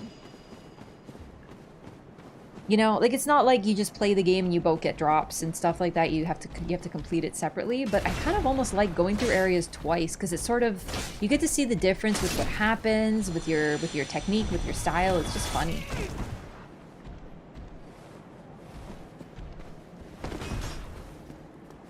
Allowed 2 summons. One thing I will say, I would not want to do a 3 people co-op in a Souls game or Elden Ring. Yikes. But with Elden Ring, you would use Seamless. So, like, Seamless co-op, the mod. The reason being that summoning 1 person, not too bad. Summoning 2? Oh my god, how much time you got?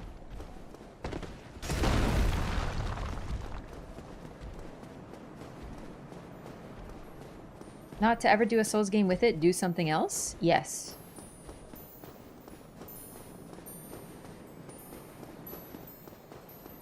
Like, I don't know. I don't think I do seamless co-op for Elden Ring. But I'm a vanilla gamer. Holy shit, Rob, how'd you make it so big? Look at that snake!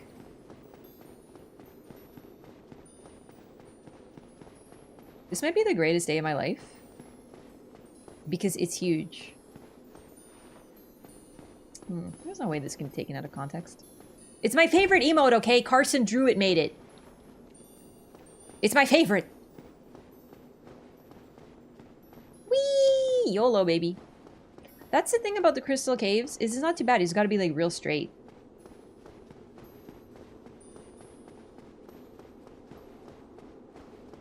Jumbo emote. I did see something about that on Twitch, but I didn't read it. Otherwise, it doesn't make sense to call it Elden Ring, though. But yet it does. Because time is truly convoluted. Oh, shit.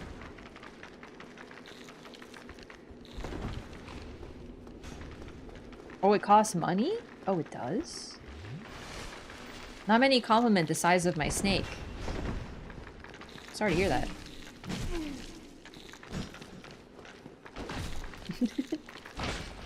Get out of here, you clams! You freaking oysters. I'm gonna make some clam chowder or something that you make out of weird clams. Oh, right.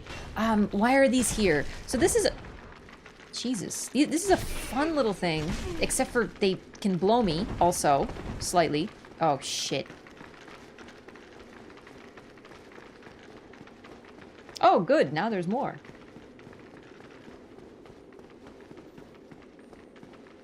$30 to supersize? It's a small price to pay for a giant snake. Alright, so remember these guys? These creatures from Ash Lake?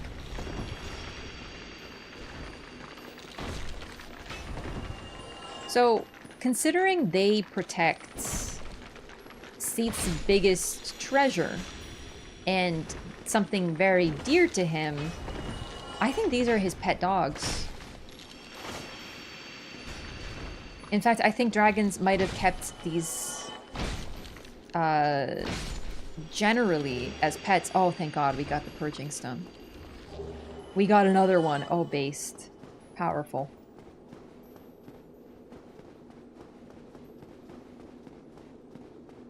I should make chowder, right? Yo, thanks for the follow. Welcome in. Oh, another one. So these guys, this is a great farming location for Twinkling Titanite and Purging Stones. These ones eat people too, or just the Ash Lake ones? They probably eat people because they have skulls inside of them. But that's also how they make Purging Stones. The pearls that they create are Twinkling Titanite and Purging Stones, it looks like. And to make a Purging Stone, you need something alive. So it's likely that they are eating undead. And then the undead eventually become a purging stone inside of them, the way that someone becomes a pearl because the undead don't die. Yikes. Considering how many of them are here, and this is the only location they appear other than Ash Lake, they're definitely linked to the dragons. Even if just tangentially. How does Ingrid get his purging stones? I think the female merchant, undead merchant, also sells them. It's not like the only source of them.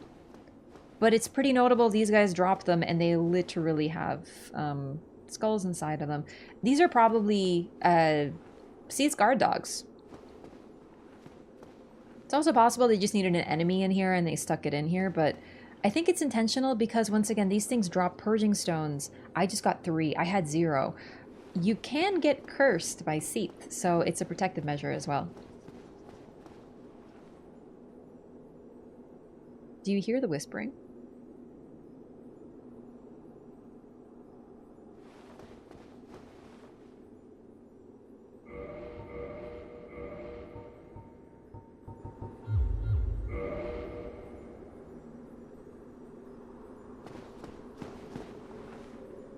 I know I heard whispering.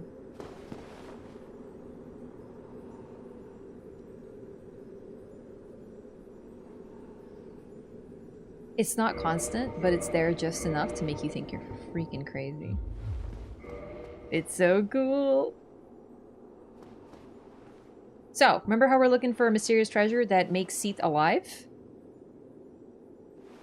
Also, this is pretty interesting. Because this is apparently a treasure made by the dragons, if it was made, that Seath plundered, which is really interesting because that suggests that the dragons did actually have a culture and make things and create things. Something that we don't hear much about because we just know they were killed. Heard those whispers are invisible people that Seath experimented on. It's possible. Personally, I think it's the crystal whispering. The crystal drove Seath insane. It was experiments, but it was specifically the crystal. And we're going to see a similar thing happen to Big Hat Logan. His fixation, his story, Big Hat's, mirrors Seath's. He seeks higher understanding and knowledge. He wants to transcend his limitations. He seeks knowledge above all. And so he deals with crystals, and upon dealing with crystals, he has revelations, but it drives him crazy. So I'm not saying that it can be both. I'm just saying that I think the reason we occasionally hear whispers is because the crystal does indeed speak to you and drive you insane.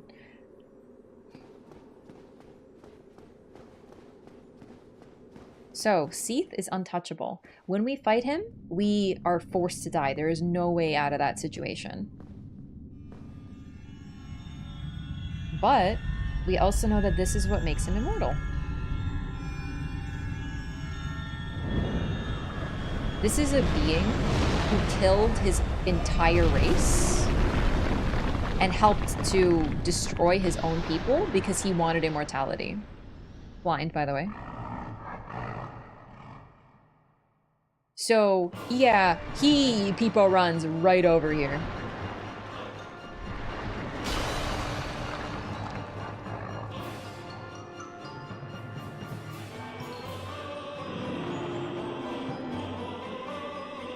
He's so beautiful.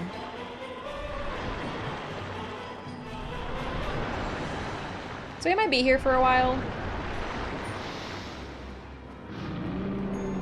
Because I'm going for the tail cut. Really?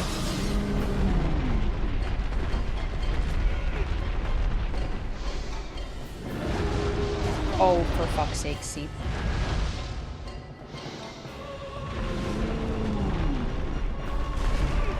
Oh my god, I do love Dark Souls. I forgot to rest at the Duke's Archives. Or no, I just healed a lot.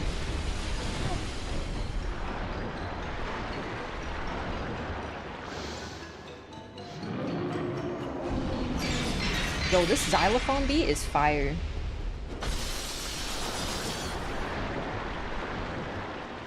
So the thing about Seath that makes his tail cut hard is that he's huge. He constantly turns toward you to hit you and attack you, but you have to hit his tail, so it's kind of hard to get there. He also body blocks you with the other tails, who do not count. It needs to be the back one, and you need to be really careful to hit just the tip, which is also the furthest away and the smallest.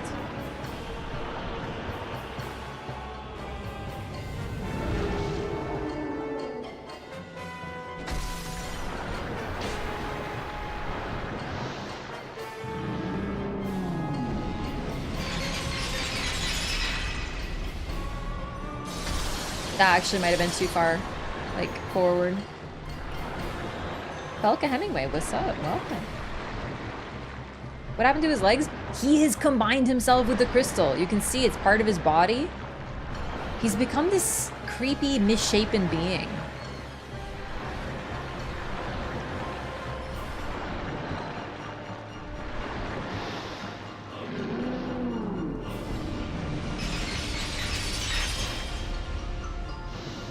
Oh, great.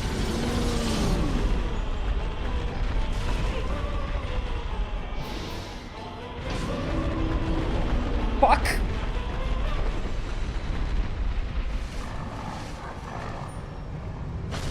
Come on. Oh! Come on! Yeah, right there! No! Bring it back!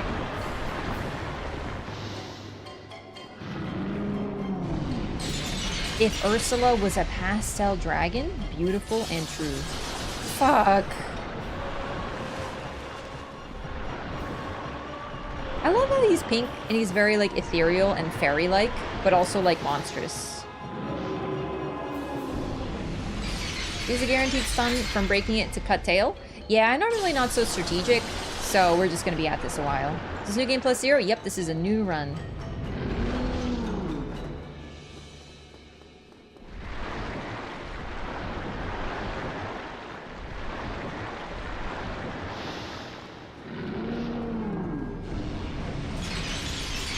This is basically why I'm not the biggest fan of tail cuts, like right here pictured, you know?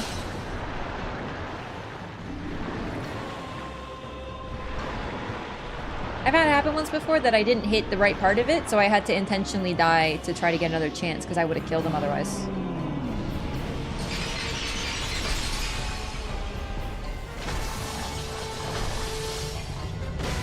Oh my god.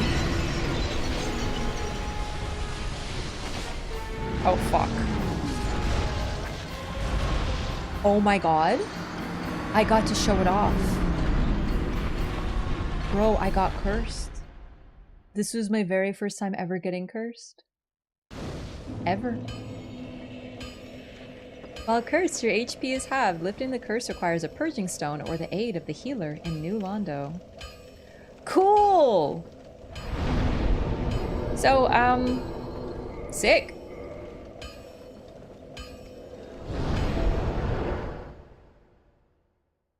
I genuinely have never been cursed before, so this is really cool, actually. Now imagine, yeah, imagine this happening to you in the depths. I'm keeping this for a while. It's really not that bad. I don't think I've gotten cursed. I haven't either. Also, it lets me show off something really cool that I'm aware of. If someone dies to curse, you get to see their crystallized body.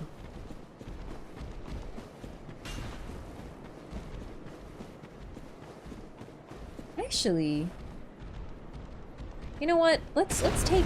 I know I have purging stones, but I'd like to show this off because, like I said, I've never been cursed before. I somehow have managed to do, like, 5 distinct Dark Souls playthroughs being very thorough and never got cursed.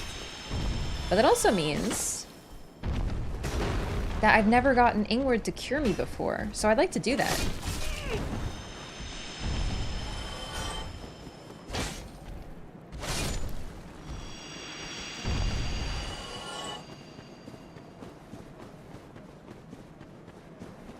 It's 2010. You have never played Dark Souls. It just came out. No one knows anything. The strategy guide is sold out. You get cursed after spending 12 hours getting through Caprademon. The only solution is in New Londo, but you don't know that. Yep. Just get double cursed for the challenge? Oh boy, that hurt. That Dark Souls came out in 2011? Yeah, I think it did, actually. But whatever, it's for the drama. In the depths, it sucked? I bet. Alright. So, like I said, we're gonna get Ingward to cure us. Because I went to the effort to get him into Firelink Shrines. I might as well try. YouTube really carried me through this whole game. Yeah, it's hard if you don't know what you're doing. Oh, hello. What is it? I will help you in any way that I can.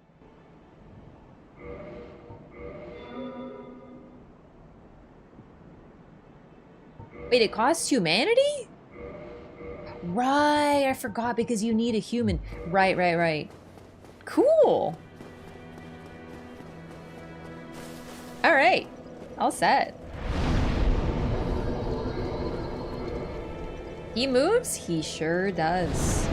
Very few people know this because, well, frankly, unless you're cursed, not much to go to.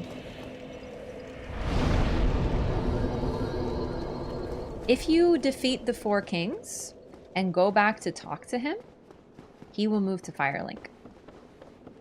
You have to talk to him though. And, you know, at that point in the game, you probably have purging stones. You probably think he's a little bit out of the way if you need a cure.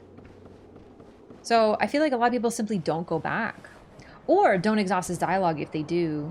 Because, yeah, you need him to talk. He says, oh, it seems I haven't seen the sunlight for a long time. Favorite Souls game? So, my favorite game is Bloodborne. But if we're talking Souls specifically, it's 2. Dark Souls 2. Yeah, he's the guy in New Londo, the sealer, the only one who stayed for his duty.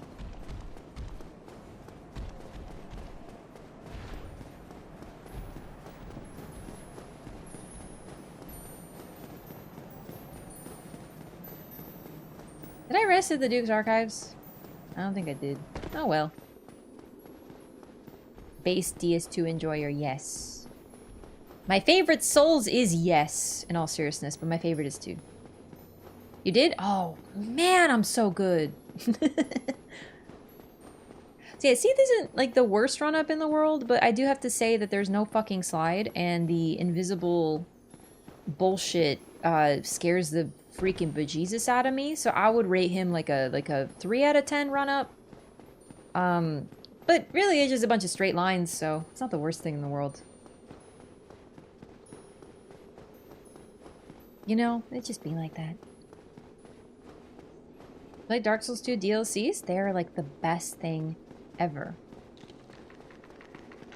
Look at the little footsteps. Get out of here, though. No. Don't fuck with me. Alright. Dormammu, I have come to bargain.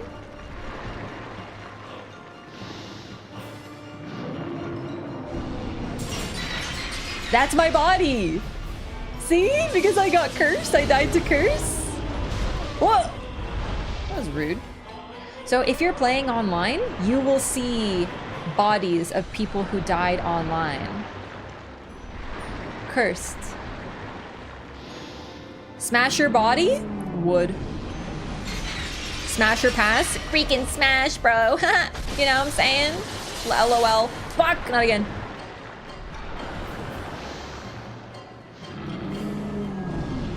He smashed my body! Sorry, Seath, you would definitely be a pass in a smash or pass game. Sorry, sorry. Sorry, not sorry. Sorry, not sorry. Sorry, not sorry. Oh, my dumbass forgot to break the thing.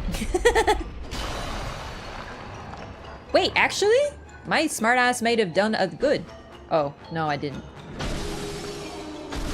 Never mind, I'm the ultimate gamer. I planned that, actually. Yeah. So what you do, I came up with this myself. I definitely didn't see it in chat. What you do is, and I definitely did that on purpose, you smash that while his butt is to you, and then you can just go right to the tail and smash it. It's totally on purpose. It's a really valid strat. Wait, you can wiggle the tail. Will Monster Hunter let you do this?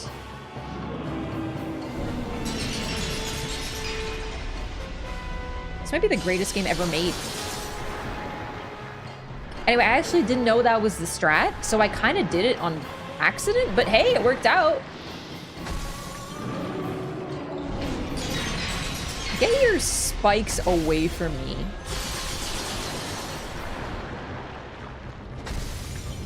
The only bad part of Seath, in all seriousness though, is that you can't see him real good because he's so tall, but he's so pretty and you want to look at him, but you can't.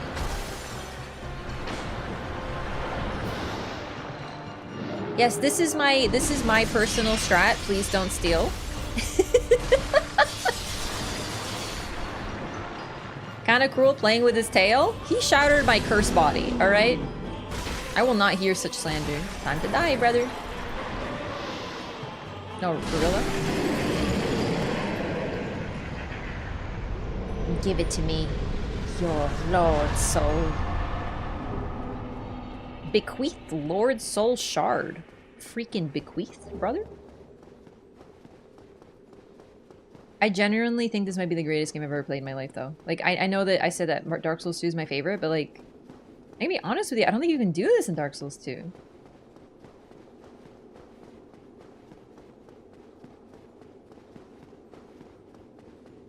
I don't remember doing this.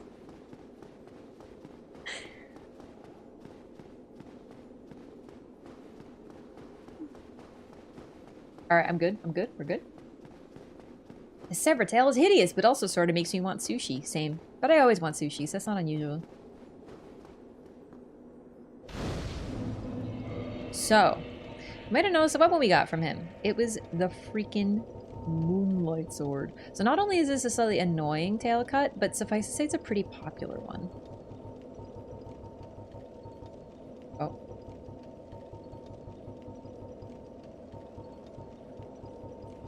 Probably passed it, didn't I? Nope. So, what's really interesting too is if Gwyn was the sun, Seath was the moon, and the moon in Souls is considered feminine.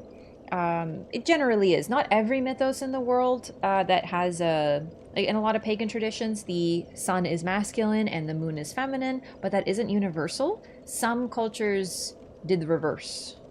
But either way, generally, and in Souls, the mythos tends to be that the moon is feminine while the sun is masculine.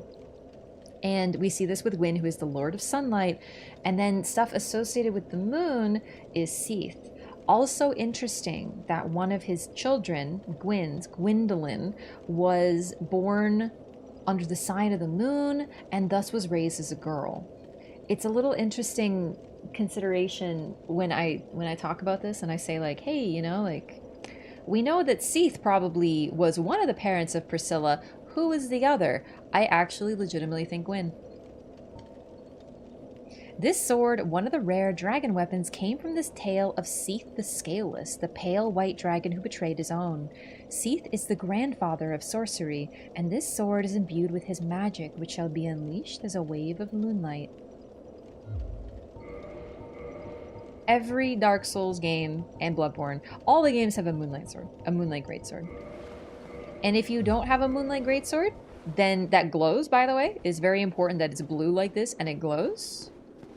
Then you're gonna get one. I'm not saying this is gonna happen, but I would not be surprised if Ranni's sword that we get in Elden Ring is not the true Moonlight Greatsword in FromSoft games. I'm actually not sure, because in Bloodborne, we got a pseudo Moonlight Greatsword, but it wasn't the real one, and then we got the real one. And the interesting thing about the Moonlight Greatsword, at least in Souls and Bloodborne, at least in Dark Souls, is it drives people crazy, effectively. Kind of. You could argue that it's what drove Ludwig insane, partially. Right, actually, it's in Kingsfield and in Armored Core, so it's not just in this game. Dark Souls 2 also had a fake one. That's actually, yeah, and the real one was in DLC. Oh, sorry, not DLC. It was a New Game Plus. Also, it's associated with Seath in Souls, interestingly. Isn't it the Dark Moonlight Greatsword? That's kind of the thing, though. The fact that it's not the true Moonlight Greatsword suggests we might get another one. I'm not saying for sure, but we might.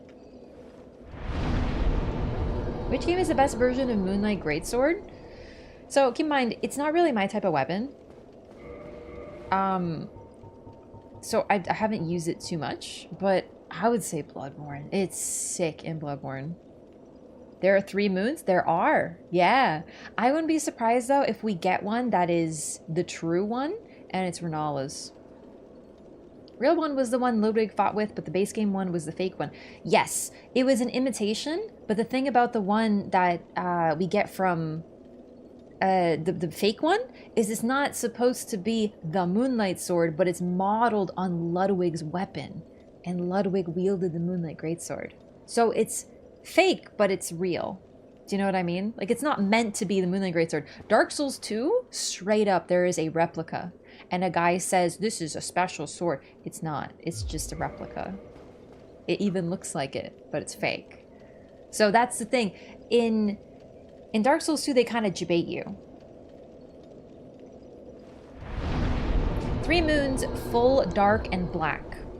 The black moon is how we get the memory stones. It actually shattered, apparently. It broke. Straight up. I didn't read the soul. Soul of the albino Seath the Scaleless, a fragment of a Lord soul discovered at the dawn of the Age of Fire. Seath allied with Lord Gwyn and turned upon the dragons, and for this he was awarded dukedom, embraced by the royalty, and given a fragment of a great soul. Although just a piece, it will still satiate the Lord Vessel.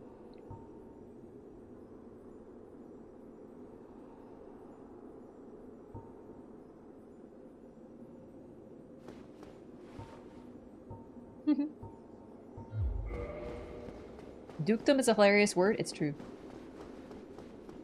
If you get a Mad Moon Greatsword, bro, how many moons y'all need? More moons? You have too many souls for comfort? Does it make you uncomfortable? Is Ludwig's not the real Moonlight Greatsword? No, Ludwig's is the real Moonlight Greatsword, but Ludwig was in DLC, so before the DLC came out, we didn't have a Moonlight Greatsword, and we were like, where is it?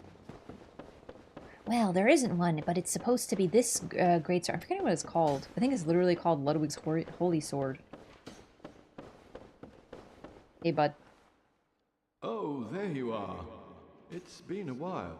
Or were you just here? This fascinating place defeats my sense of time.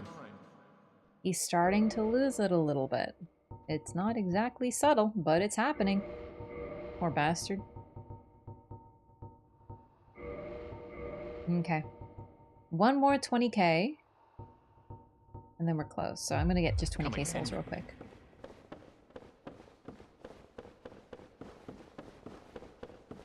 He talked about Bloodborne today. It's very exciting.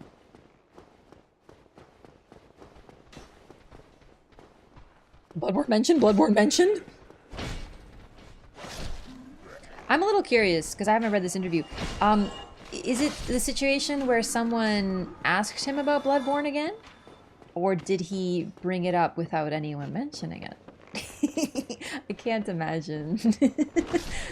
I can't imagine it's the latter. He got asked? Yeah. That's what I thought.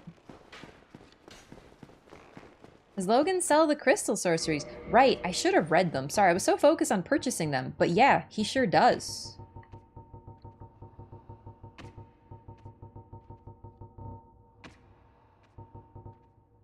Sorcery boosted by the knowledge Logan acquired at the Regal Archives. High magic plus crystallization, right weapon.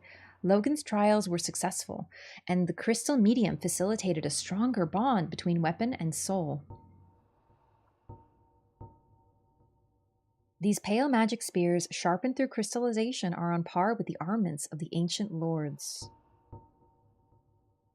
The mysteries of souls, crystals, and the sorceries are deeply entwined.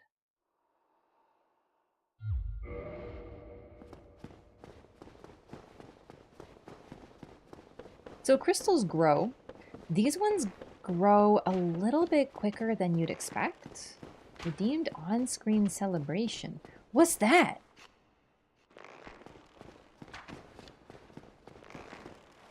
What is this? Oh my god, there's new stuff I don't even know about on Twitch. Hang on. Oh, hang on. Stop shooting me and trying to figure out new stuff. Oh, this is so neat. Okay. Whoops! Oh.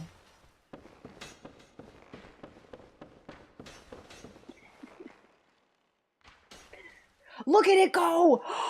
Oh my god, that is so cool. I need to, oh my god, I need to do this. FromSoft no longer owns IP, Sony does.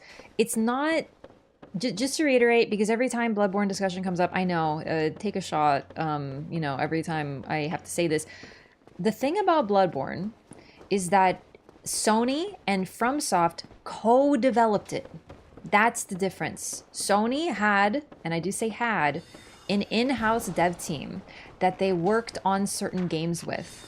Go to Google and look up Japan Studio, and it will tell you, Wikipedia will tell you, that it is a now defunct dev studio. And if you look at their list of games that they made, you will notice that not a single one of them has become a PC game.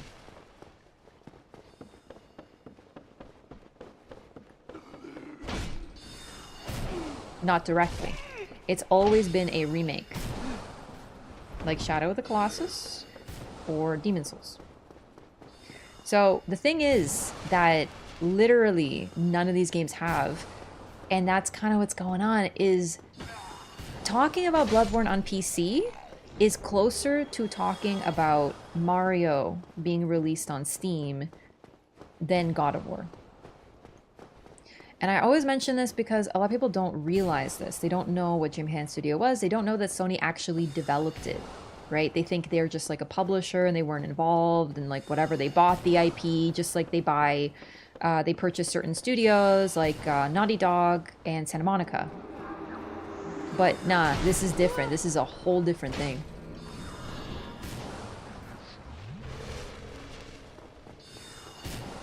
Anyway, I know a lot of you probably already heard this.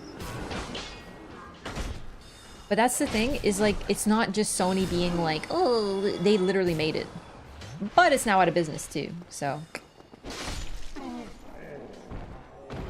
No fumbling was made? Yeah, I mean, the thing that's really interesting too is, Bamco.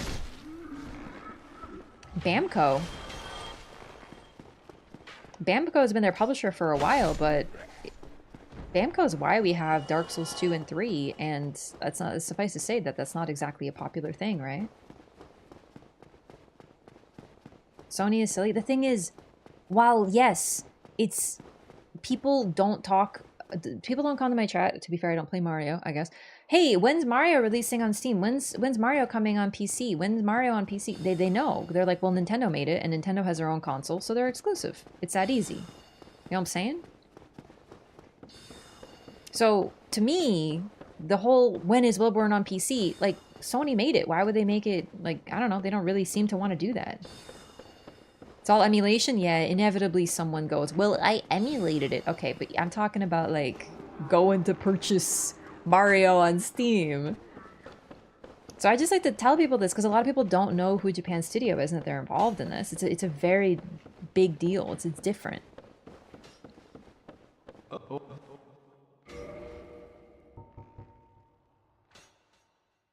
Okay, this is one of the coolest spells in the game, especially for lore.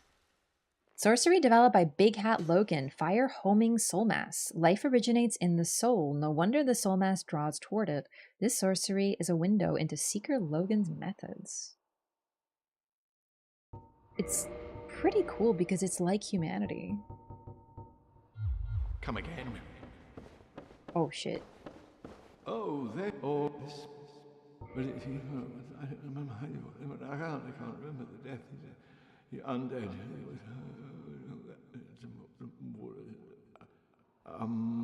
Where's it going? The other one first.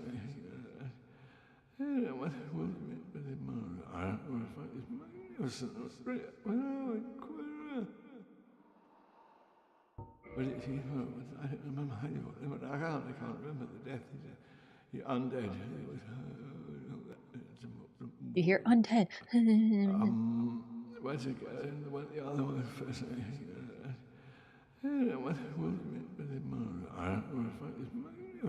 Wow, that Activision has been the best partner for FromSoft?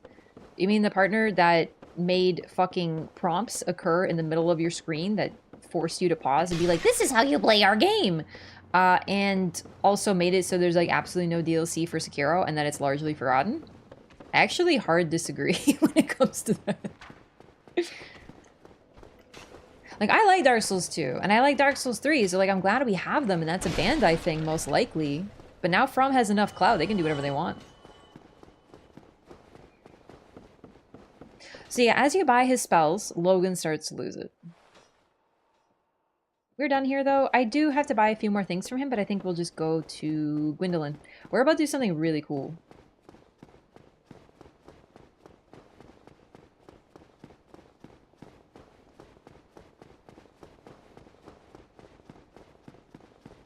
That is a wild take. Hard agree with that, yeah, but you know what? Sekiro's great, so if you use that as the argument, but I think that Activision's been the fucking worst for them, personally. Scream a low chance that we're getting a Sekiro sequel. Literally, from what we understand, like, I know it's a little bit more complicated than that, but because Dark Souls was so popular, that's why they have that's why there's 2 sequels. FromSoft generally likes to make new IPs. The fact that we have sequels is likely due to Bandai.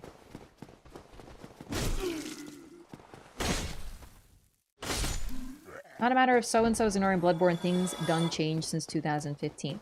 Also, and Miyazaki said this in the interview where he was previously asked about Bloodborne. I went the wrong way, but I actually do want to show this off, so it's fine. There's 3 because of a contract.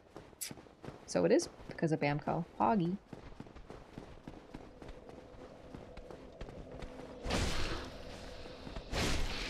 When's the last time Activision did something not completely shit? Modern Warfare 2, I think? Call of Duty Modern Warfare 2?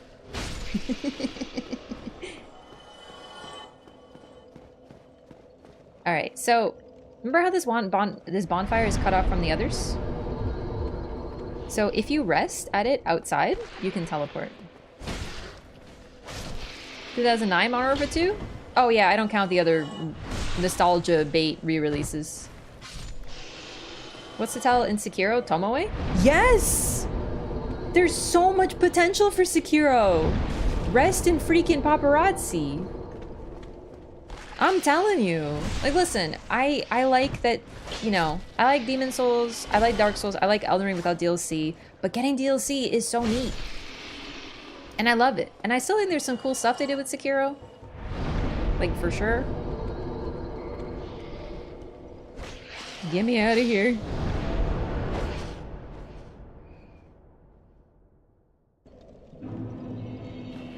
Oh, in terms of sequel, though, I wouldn't want a Sekiro sequel. But in terms of, like, DLC content, I would. Sorry, I don't know if we're talking about sequel or whatever. Dark Souls 1 and 2 really big successes financially. Dark Souls 1 was, like, a absolute cult favorite. It's very beloved.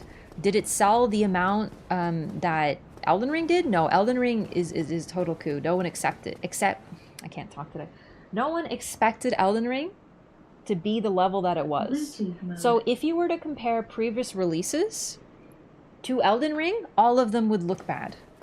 But Dark Souls has been an absolutely beloved favorite. Also, even before Elden Ring came out, listen, I was playing these games for years before Elden Ring came out.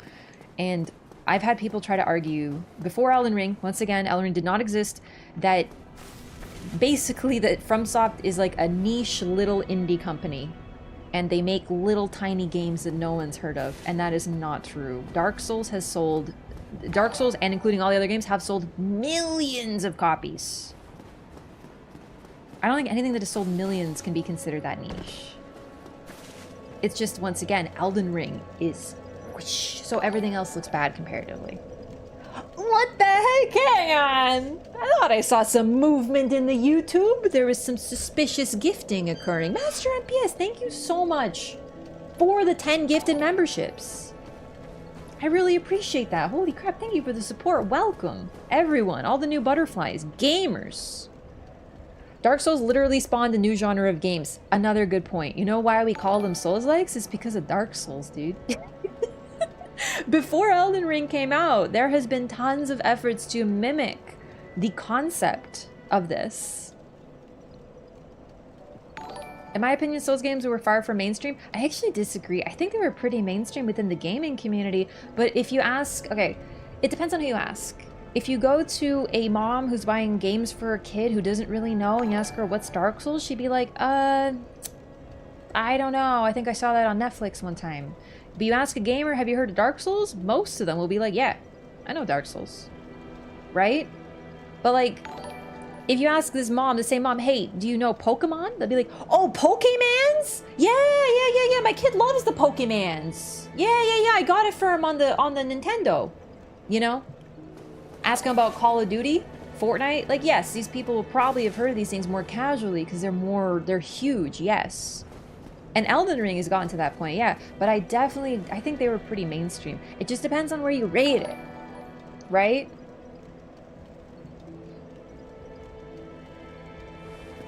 So Demon Souls was kind of a cult classic, but once again, as an exclusive, it didn't sell as well. You know how it is. Wanted to get 30 at the start of the month, but decided to spread them into 10s because of alerts, but I feel this is more annoying. No, you're good. Listen. Oh no, I have to deal with alerts because someone's being very kind and generous in support of the stream. Oh no, I'm crying. Like, come on. Bro, gift 100, I don't care. I'll sit here. One time I got a raid of like 3,000 people. And I had follow alerts on that made noise, and it went on for like an hour. And I was like, this is amazing. Welcome in, everybody. This was sick. Great as day. I don't care. Beep at me.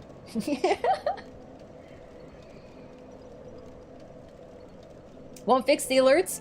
I don't fucking know how. And I don't care, dude. What's your opinion on the trading crow in these games actually being hawks? Neat. You don't see them, so they can kind of be whatever. Raph, are you doing? Is that vodka?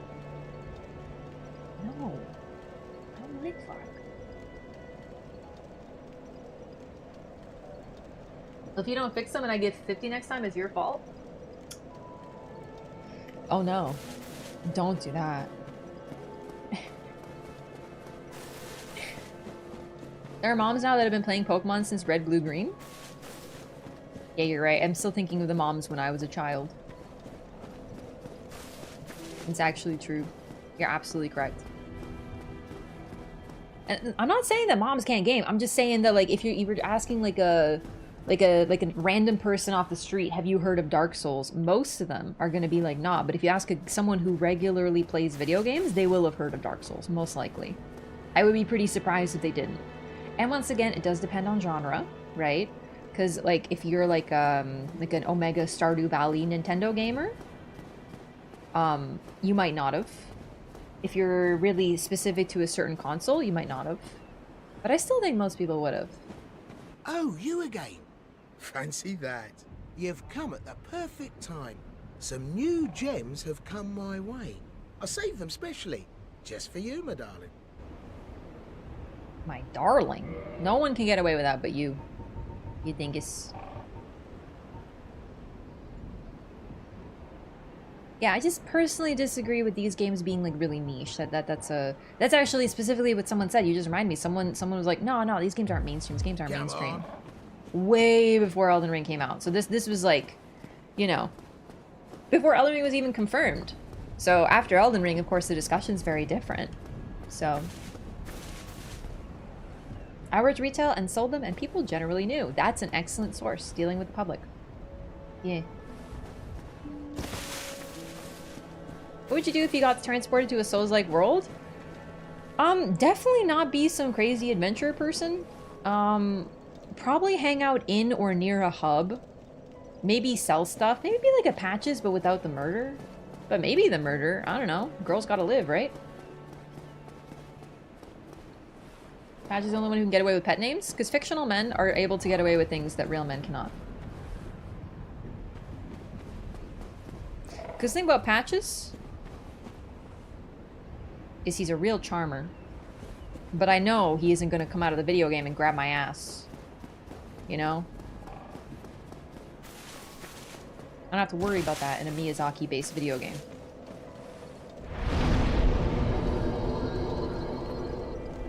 You know, some gamers, while I'm the only Souls player, they all knew very well what Souls is.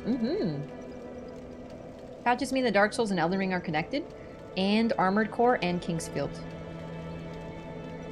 I'm joking. They're kind of... Think of them like an Easter egg. You say, but then you remember Celovus exists? He also can't turn me into a puppet IRL. Raf got Jumanji'd into the game and she would be a badass. I feel like I would be largely... I feel like I'd be like a Solaire type individual. Okay, what am I doing now? Gwyndolin, we're about to do some crimes. You ready?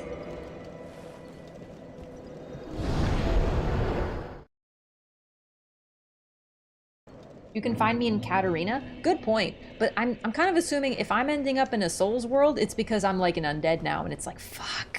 God, I gotta get some souls and stuff. You know what I would do if I was transported into Elden Ring? I would go to Mohg's palace and I would just use waves of gold on the Albinarix all day, and then I would become a rune-based millionaire, and then I would become the king of the world. I'd basically be like the Elon Musk of the whole world. And everyone would be like, wow, how does she have so many runes? And I'd just be like, with my level 713 ass.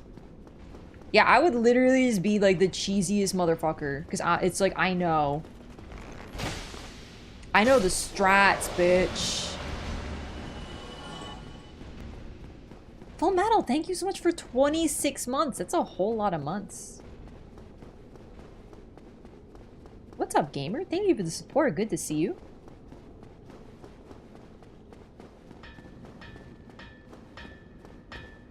Go to Windmill Village and party with those fine young ladies? Listen, I love that for you, but I'm just saying, have you perhaps in real life gotten your eyes checked, or... You know, like... I don't know if they would fit that. What's that? Shiny, shiny. Give me that. I make weapons shiny. I do that strat too. I'm actually joking. I've never done that strat, but I know about it. And you think you're sneaking past the tree sentinel is wild? Excuse me? In real life? One time? Okay, I just want you to know, listen, this is real lore. I was the queen of Manhunt and other such hide-and-seek based running games. Like when it's hiding and running, I was the queen. I was a stealth master. One time, when we were playing Capture the Flag in like the woods, and it was like we had teams, so like team 1 here, team 1, team 2 there.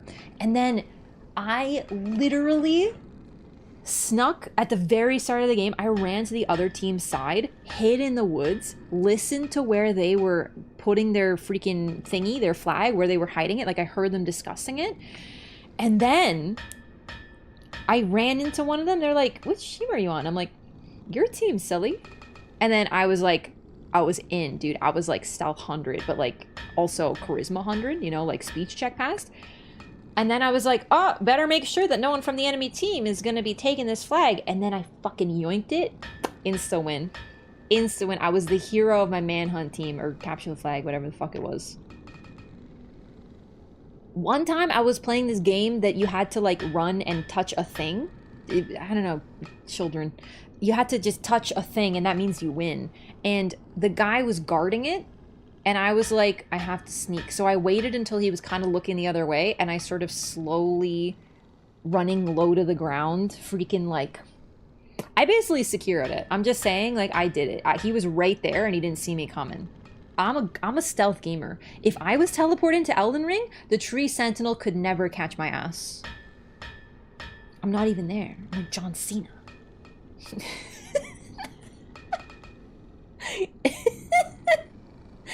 Manhunt in a Souls game, I would win.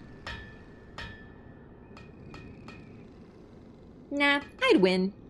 Anyway, have this ember, brother. I had shiny. I make weapons shiny. No, Manhunt is a Rockstar game? You're a Rockstar.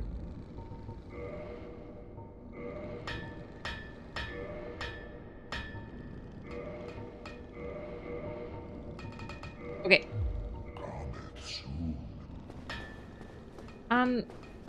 I think we're gonna do like a little bit of war crime, so I want to show some stuff off.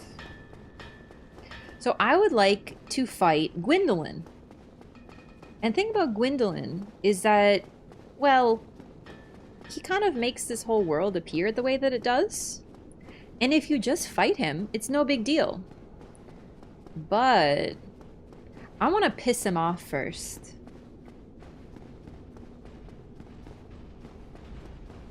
It's very important that we dress for success.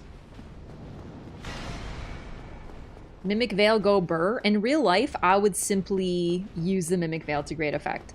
You might be like, Raph, don't be silly. Actual human minds would not be fooled by the Mimic Veil. Clearly you haven't used it in Invasions.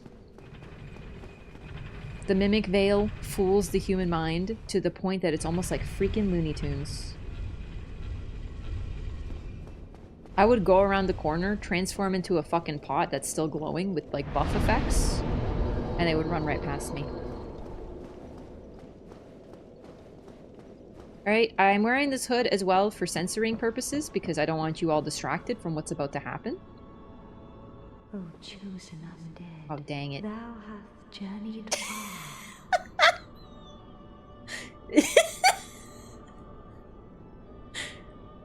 This head is so good. It's my favorite. Hey, what up, baby? Father's role thou should assume, and inheriteth the fire of our world. Thou shalt endeth this eternal twilight. And what triggers Dark Anor Londo? You're about to see. Hold on a sec. I just might need to play Dark Souls. This is what influencing looks like right here. Now thou shalt go forth, chosen undead. May thou be one with the sunlight forevermore. Nah, I like the dark. No, I like the dark. Oh no. She's too far away. Time for war crimes.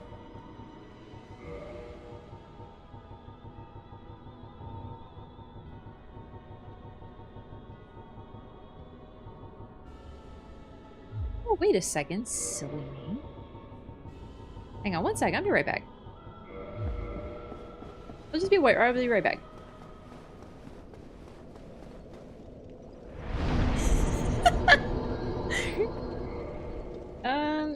It.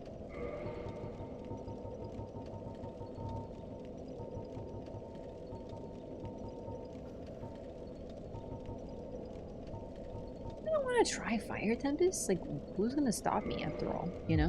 Why not? Guinevere, run! Guinevere!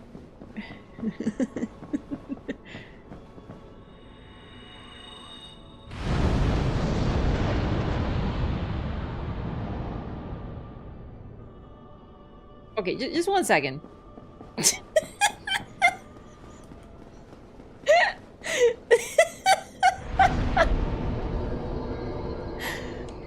Fuck the flame! Never mind, one second, I'll be right back. Alright, this time for real. Just you freaking wait, lady. Wow, my hand is so on fire, bro. Hey! I choose the dark.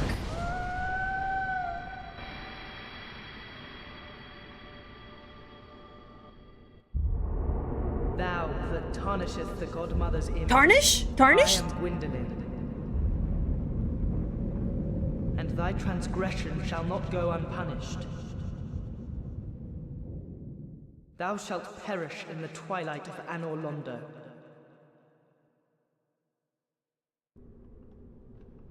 So this is what the world really looks like.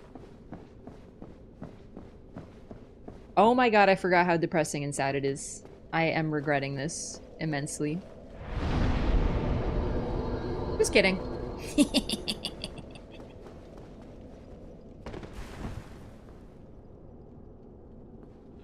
I was gonna say, did he turn off the elevators? Because that would cause me a real problem.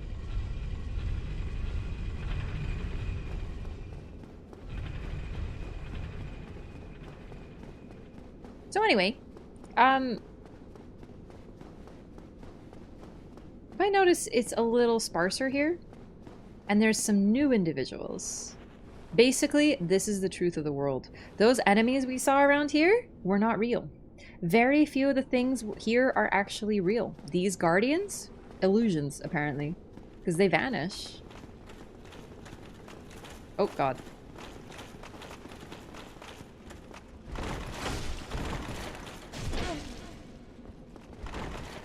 Come on over here, skill issue. Okay, you know what? That was a prank. It was a joke. It was a joke. It was a joke.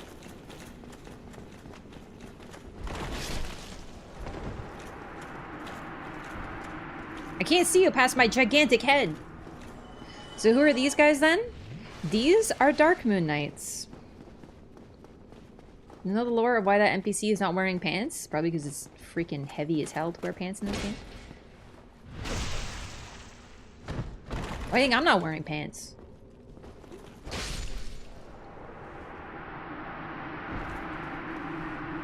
And actually, this is kind of an interesting thing. Why is this place so bright when the sun is fading to such a point? Gwyndolin is single-handedly holding up this illusion. Silver Knight over there, also not real. I think there are still Silver Knights though, because we know that some Silver Knights remain behind, but there's very few, if any. I'll do a once over Anor Londo just to confirm. I don't do Dark Anor Londo very much. Because, well, it's rather a stark, permanent world change.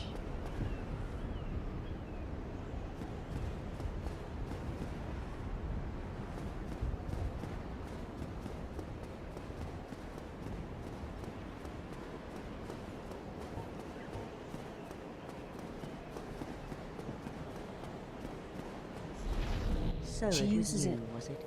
How dare you produce a blade upon a deity? How did you ever get this far? It wasn't even a blade. Your suffering here and now. It is the least that I can do. It was a fireball.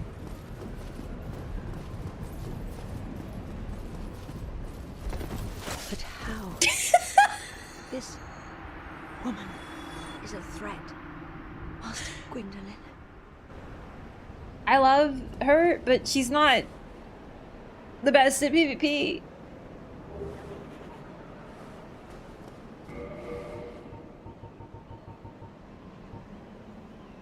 A Firekeeper's soul is a draw for humanity. Oh, sorry. Soul of the Dark Moon Knightess, Nightkeeper, Firekeeper of Anor Londo. A Firekeeper's soul is a draw for humanity, and held within their bosoms, below just a thin layer of skin, are swarms of humanity that writhe and squirm. Her brass armor serves to disguise this ghastly form. So some of these have unique descriptions. We actually learn a lot about her from that description. So that's, she doesn't get a name. She's the Dark Moon Knightess. The Dark Moon Covenant serves to punish those who transgress against the gods, and Gwyndolin is their covenant leader. So the moment that the illusion is shattered, Gwyndolin sends in his Punisher squad. The problem is they kind of suck, but it's okay. They did their best.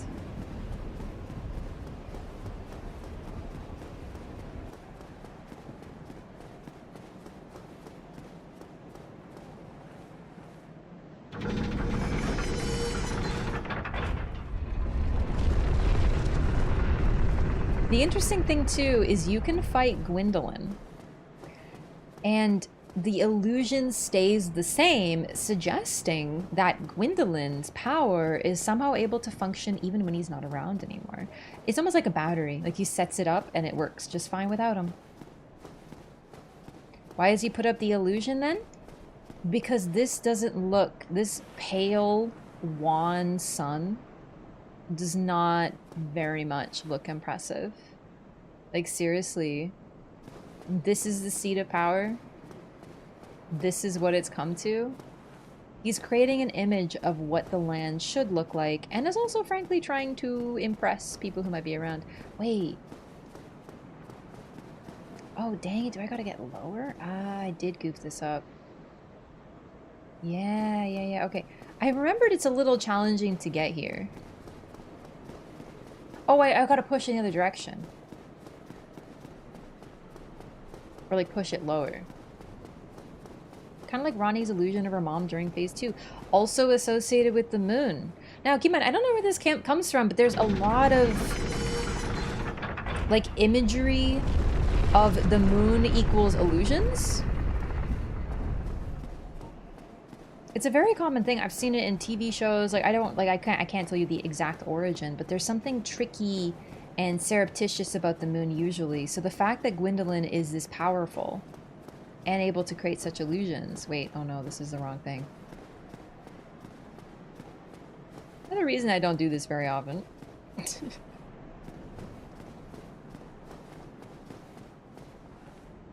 Almost there. Tarot card of the moon means illusions. But the thing is, I'm wondering like where that concept came from. But yeah, that's a good thing. It means like, from what I remember too, like art and madness as well.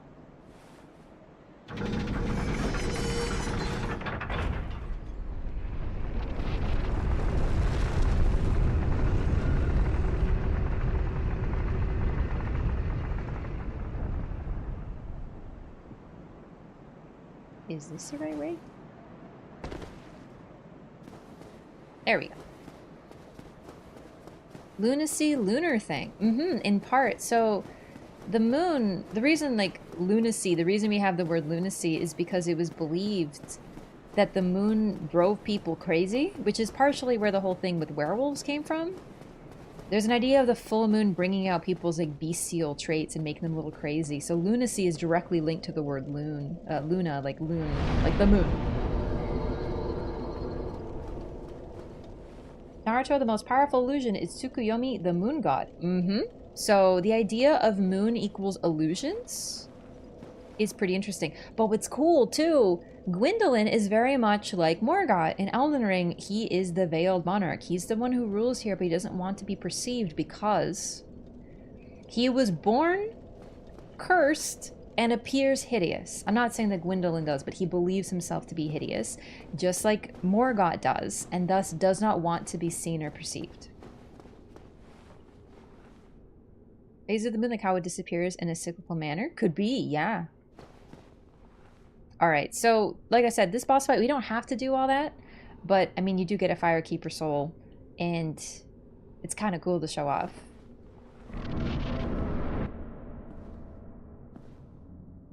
Heretic. First thou offendeth the Godmother, and now thou see fit to trample upon the tomb of the great Lord. That's where we are, by the way. We're in Gwyn's tomb. I am the Dark Sun, Gwyndolin. Let the atonement for thy felonies commenceth. My felonies? Bro, this man talks fancy. Sounds like a teenager? He sounds very young indeed, yeah. -1 bonfire, though? Yeah. So... Gwyndolin... Right, yeah, that happens.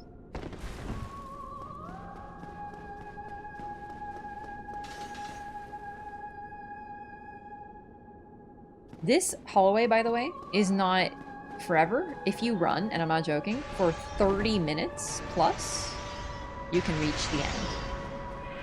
Oh, shit! I was not paying attention. Right, he doesn't care about that. Gwyndolin is no bitch. Like, you're like, oh my god, he's a stupid, nerdy caster. No, he will fuck all your shit up, for real. Dark Anor Londo is also PvP zone. The moment you hit Guinevere, sorry, you will be invaded by real life blues too. It's actually sick. So a lot of the time, Dark Anor Londo is like, okay, yep, that happened.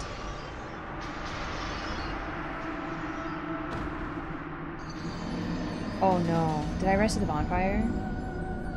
I hope so.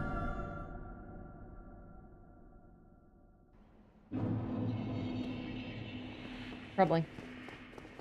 Very troubling. Troubling. Oh wait, I can't use that one, right? Because it's like, oh no. Oh no. Now I don't know how to get down there.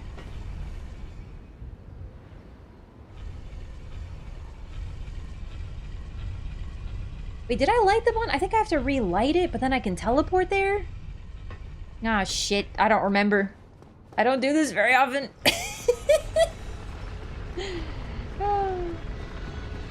You ever wish you could experience certain games the first time without having to stream with it? Yes, but then I would just do it. The thing is, though, actually, I shouldn't say that. It's the opposite for me. I will often not play games because I'm like, I'd rather stream this. It'll be more fun. Like, honestly, I genuinely really enjoy streaming. It's really... It adds to the experience for me. What is that hat? This is the Xanthus crown. It comes from an invader in the Painted World.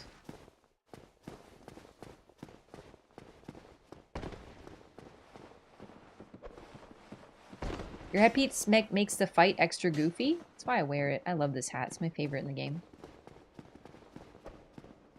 Funny hat is the best. Except for when you can't see shit, but it's okay. Seeing is, in fact, like a handicap. Do you know what I mean? Like, it's like a weakness. Right? Like, if you're a real gamer, you don't need to see. Like, your own screen. You can just game through it. You know what I'm saying? Oh god, oh god. He's gaming harder. Okay, excuse me. So, are you fucking kidding me? You couldn't die a little quicker? God damn it. Oh!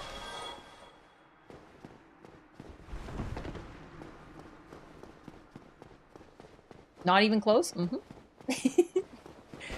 Whoa, King in Yellow reference? Actually, now that you mention it, could very well be.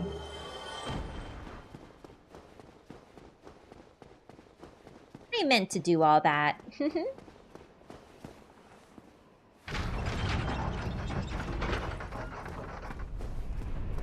don't even use a monitor to game. Yeah, like, my best runs of any game are when I'm looking at chat. Right? So...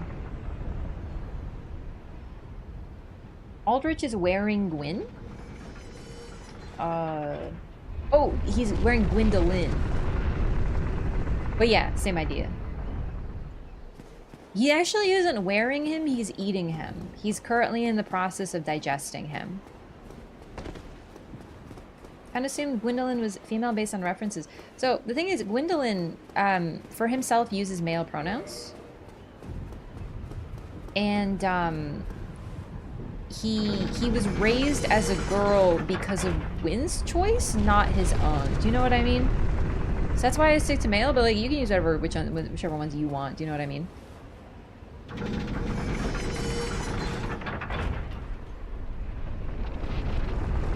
This is a new run, not a new game. Confirm that DS3 Gwyndolin is a real deal, then the official canon is that he doesn't die in DS1. Yes.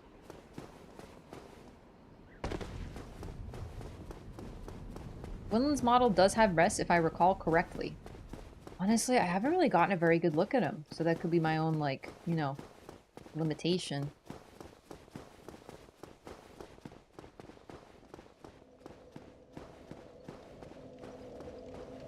But it's really just like the line of dialogue does say that he was raised as a girl but born as a boy, you know? And that's because of his father's decision, not his own. It's another sign of Gwyn imposing his will upon people. Heretic. He really makes you listen to this every time, huh? First thou offendeth the godmother. I'm gonna skip though.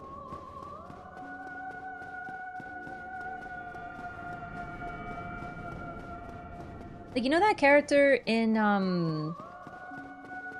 what's her name? Bridget, I think, from that fighting game? She's cool as hell. That's a cool concept, and that's well done. But that's a choice she makes, right? Like, she decides it. I just find it really troubling for, like, people to be like, Gwyndolin, you know. It's like when people use Radigan and Marika as, like, oh, like, they're a great trans example. Marika's basically being controlled by her other half. I don't find that to be a positive story. You know what I mean? Fuck! It's happening again!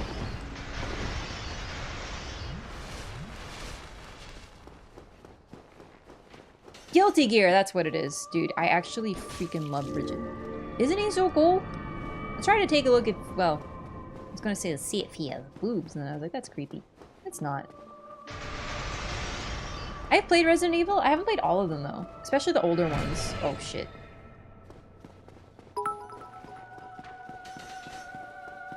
They're eating him, and then they leap me. OWH my god. Rack WTF. Player I gotta be honest, he just has a waistline. You know what I mean? I was looking at chat. Oh my god.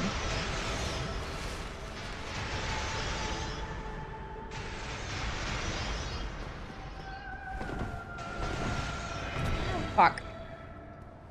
I haven't really played the original Resident Evils because they're like, I don't know. I'm not a big survival horror, like old style survival horror. Oh, heretic, swathed in dark, an eternal curse upon thee.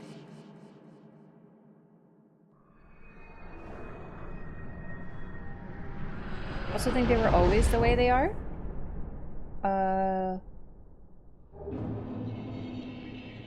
Oh, I see what you mean.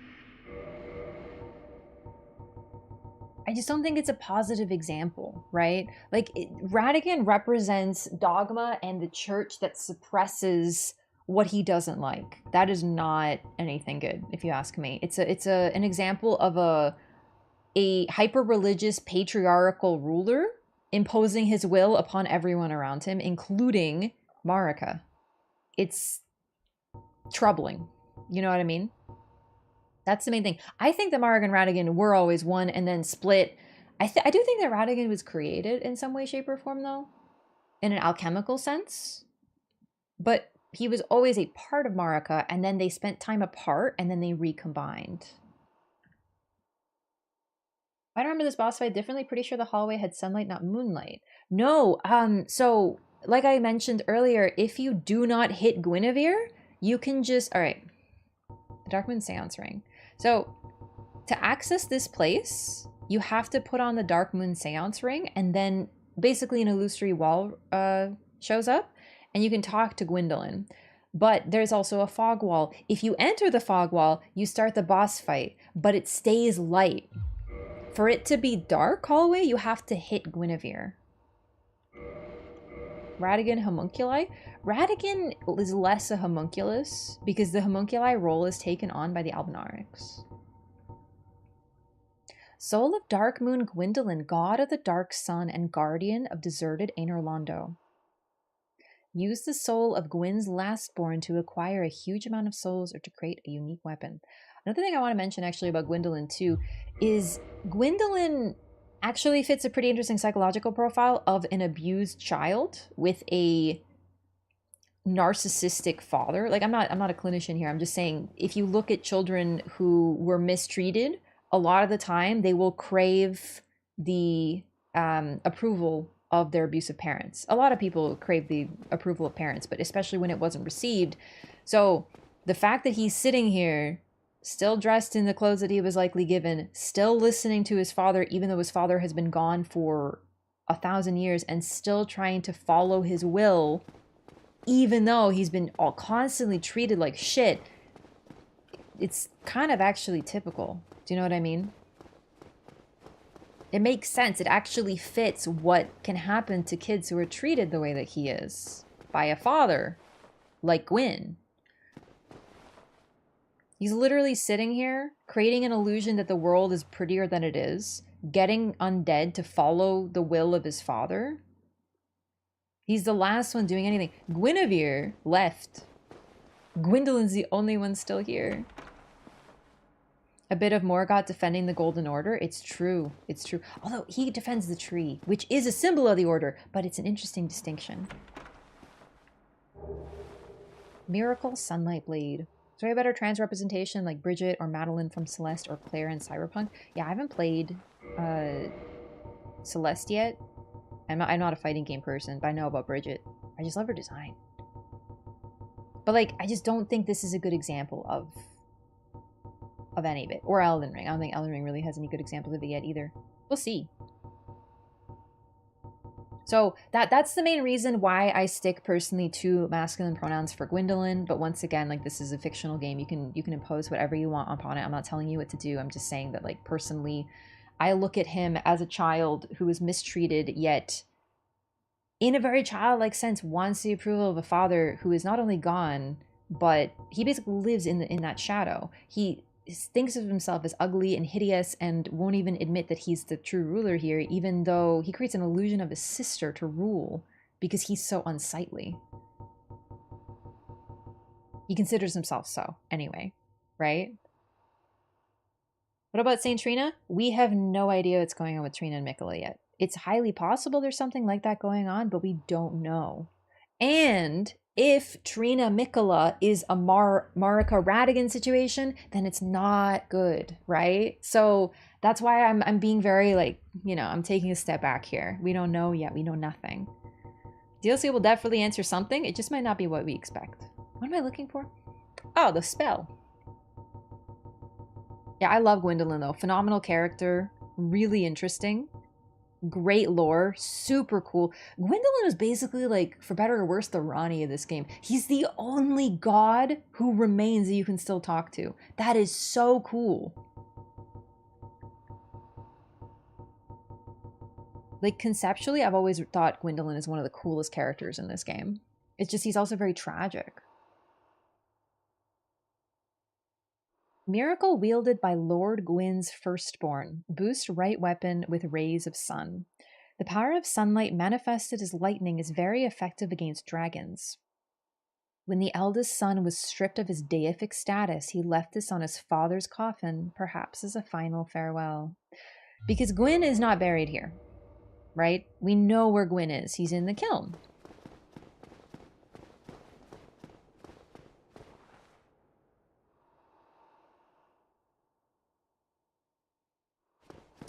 So basically, I wouldn't be surprised if Gwyn literally attended his own funeral before he left. It's kind of dark, isn't it, too? You can talk to the Chaos Witch? You won't be doing much talking back? There's no talk prompt, but I see your point. Thanks, Sistrina. That's nice to know. Like, seriously, I'm not trying to be like, you know, I'm not trying to erase identities here. I just really, like, for me, when I see Gwyndolin, I see an abused child who's still fitting into the role that he was given, and I don't see choice, and I don't see freedom. And while I see a lot of strength and resolve, I have to wonder how much of that is the effect of, like, trauma, right? Wait, did I leave something in there? I think I left something in there. We gotta run back. I thought we had something else for the sun. Had a crush on Gwyndolin? I still do. The snakes are a bonus. Oh, sorry, we didn't get to see his model too much. You might notice that his legs are literally snakes. So I'm just saying, if we're talking about like boys who are born with snakes, we kind of got that. You know what I'm saying?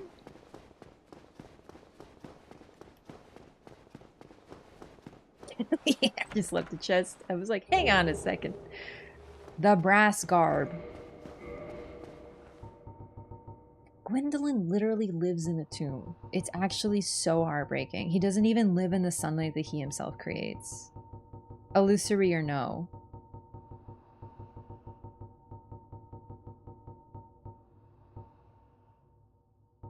I got married there once. Right here? Yeah. So did I. More than once, actually. In Dark Souls 3, you come back to this area and you get married, but you actually just stab your husband/wife in the face with a sword. And it's very romantic. Hope that helps. Snake legs seem like a bad thing. The thing is, I mean, yeah, it doesn't seem great, but the thing with Gwyndolin is, even though he is the child who didn't belong, who wasn't loved, who was unsightly and had to be hidden away and treated like some sort of abomination. Not as bad as Priscilla, at least, but he was treated pretty awfully. And yet, he's the only one who fucking stayed, right? And it's so interesting. We look at, in fact, if you look at the kids, the three kids that I know there's more children, Filianor, but if we're talking about the three main children of Gwyn that we learn about in this game very blatantly, Guinevere, the firstborn, and Gwyndolin, we actually see some really interesting family dynamics and in family politics that are actually pretty evident. And yes, it's like applying like real life psychology into the game, but the fact is it fits and it actually makes sense. So first we have the firstborn. He is a god of war. He likely fit Gwyn's mold perfectly. He is associated with the sun, good. Warrior, good. And he fought likely in the war against the dragons. But then he made his own choices and he went against his father. And that to Gwyn, to a man like Gwyn, is absolutely the worst sin. So he erased his son from existence. We still don't know his name. We never find out his name, ever. And one of the things that the firstborn did is side with the dragons. So he likely went, hey dad, I actually think genocide is bad, so fuck you. And he left.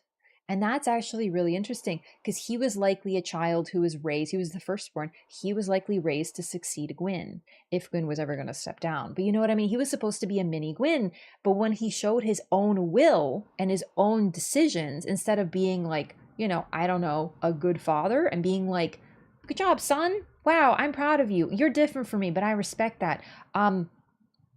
He erased him from existence and broke all of his statues. And we, once again, still know very little about him.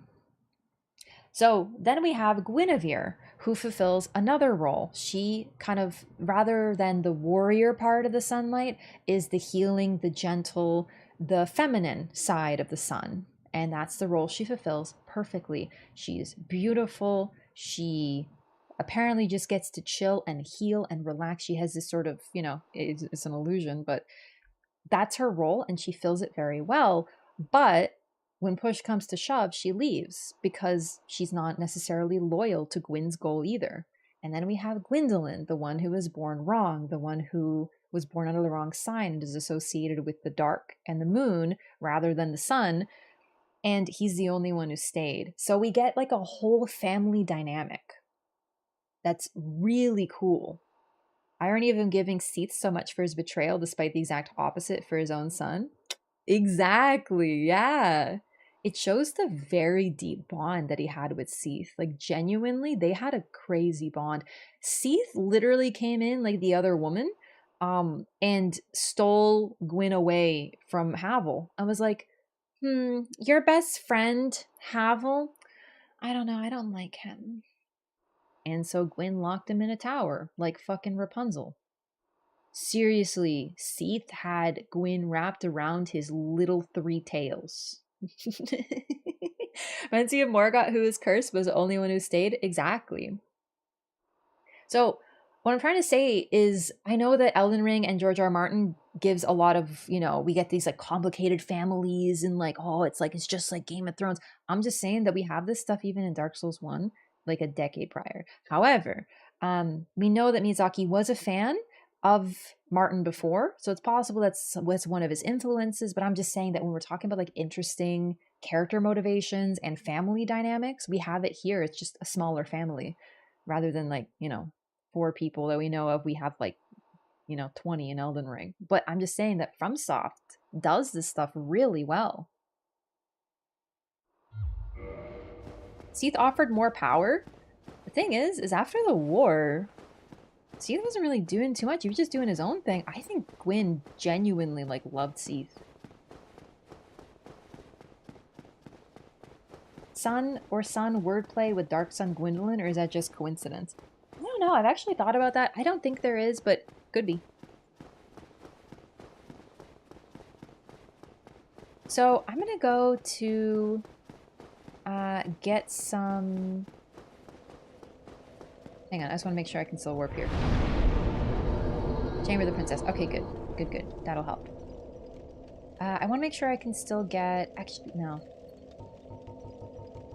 No, let's do... It's a little bit of cleanup, but then we're ready for DLC, basically.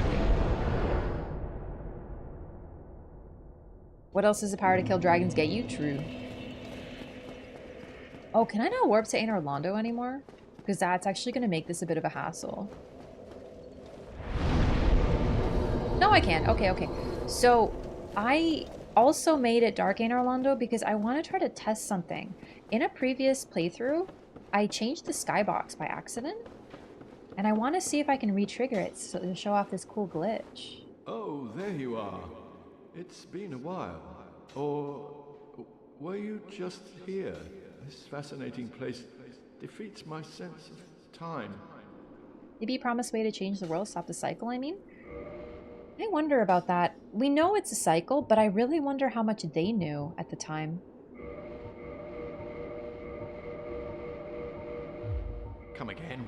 The knowledge here is limitless. I will absorb it, then share it with you. Sorry, wrong button. Who are you? Stay clear of my work. Curses upon you. How dare you disturb me?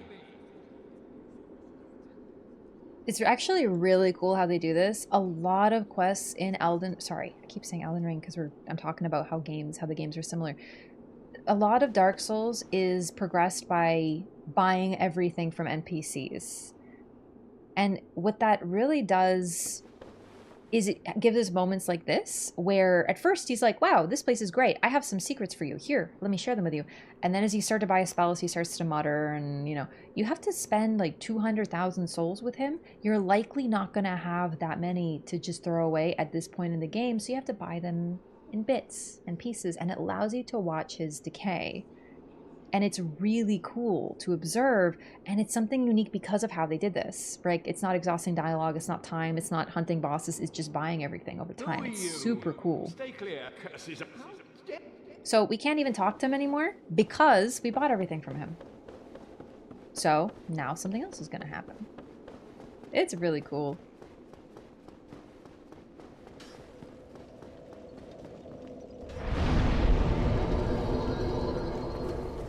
What happened to your head? You got a problem with my head?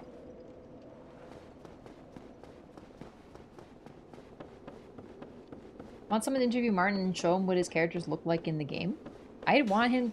listen, not only that, I want him to tell us the story, and I want to see how much he actually knows about Elden Ring. Who are you? Stay cursed. I don't remember how to trigger him. Maybe there's another thing, because I thought it's just you rest, but I might have to reload or whatever. Let's try reloading. Might be a warp, too.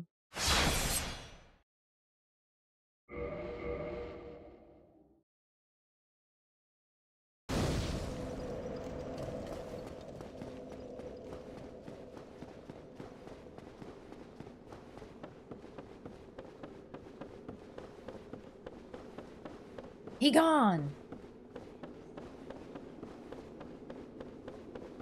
Next will be so long. Yeah, one more week though.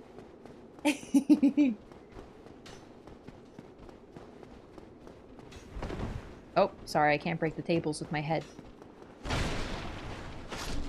Hey, Sternum, what's up? Oh, double kill. Gaming. I don't think I'm gonna go for the Avalon, or Evelyn, or I think it's called the Avalon in this game. I just don't really want to bother with it, sorry. Ow.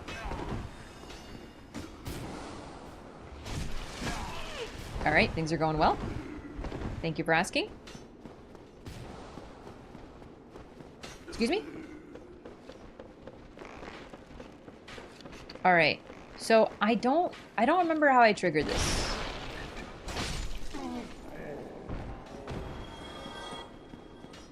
But I know what happened and I think I remember what I did, so I'm gonna try.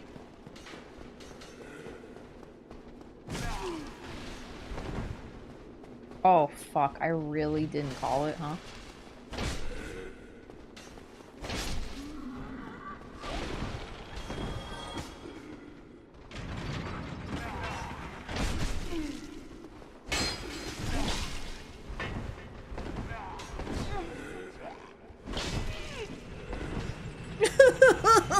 I lived, bitch.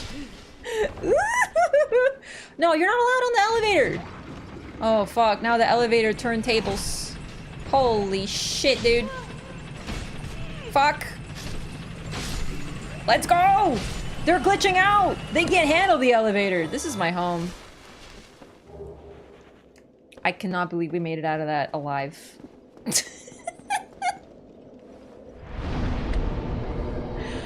Woo! Okay. So I'm gonna try to show this off. We're currently, once again, remember, we were in Dark Anor Londo. We attacked Guinevere, made the whole illusion shatter, and then we defeated Gwyndolin. So it is Dark Anor Londo.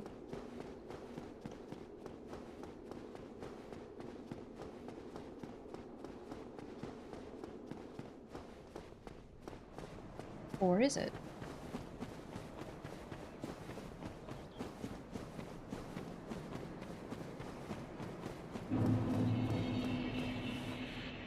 So, I don't remember exactly when I uncovered this bug, and I don't think I'm the first person by any means, but whenever I do this, people are surprised. This is a bug. The skybox glitches out, basically. Anor Londo is still a warp point. So you can teleport here, so most people are not going to make the run from Duke's Archives to here. There's not really any reason to. In other words, if you go to Duke's Archives and you run physically here, it turns it to light Anor Londo again. I think it breaks if we rest or if we die, or I don't know, actually. I haven't tested it too much, but it's kind of a fun glitch, isn't it? But no, the Night S is probably dead. Like, it doesn't fix anything. Our keeper's absent, cannot light bonfire. Did not know this at all. I know! I'm still really impressed. I found this in my first playthrough. I just do a lot of running. I like running around the world, and I found this, so I want to get a chance to show it off. As you can see, it's also very easily triggered and very easily repeated, but at the same time, you kind of need to fulfill a certain number of requirements. You need to specifically attack Guinevere, make it dark, and how many people really do that, and then also Duke's Archives run. So let's see what changes it. I'd be curious. Let's take an L. Actually, let's reload first.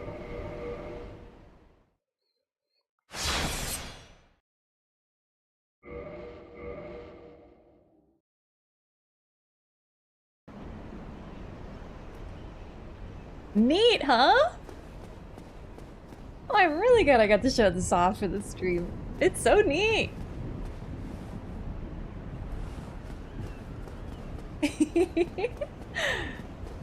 You do break everything? Thanks.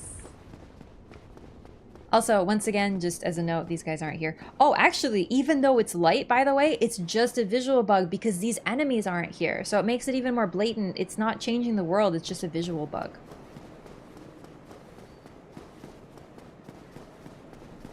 It's definitely not intended. What was the Bed of Chaos bug? Do we have a clip? It wasn't anything too crazy, but it's, I mean, no one in the chat had seen it before. Similar glitch with Bloodborne, if you Hunter's Mark after defeating the Moon Presence, you can keep your save in New Game and have the Hunter's Dream boss Skybox. Neat stuff. Yeah, basically the same concept, but you have to kind of time it a little bit. This is super easy to repeat. The hand bug? Yeah, I just got stuck on her hand and died. Run the Dukes a bit and run out. Will it still be dark? Good question. I think you have to rest though, but we might as well test this a little bit.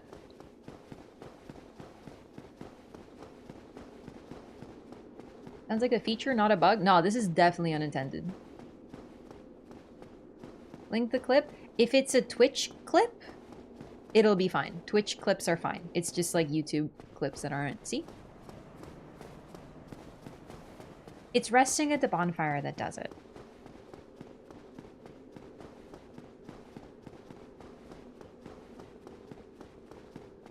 Giant Blacksmith still alive? Yep.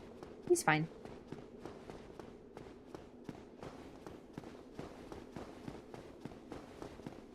Oh. Why did that happen? Hang on. No, Twitch clips should be fine.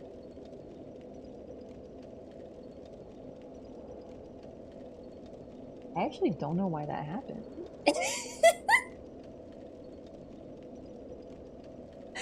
Sorry, Master FPS. I actually, like, literally debated you. Calling bugs features is a gamer meme? Yeah, I just thought you were, like, implying that it's actually intended. Because that's how I read it. Link has to start with clips.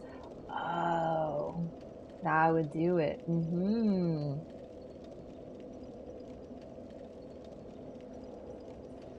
Hang on, let me change this.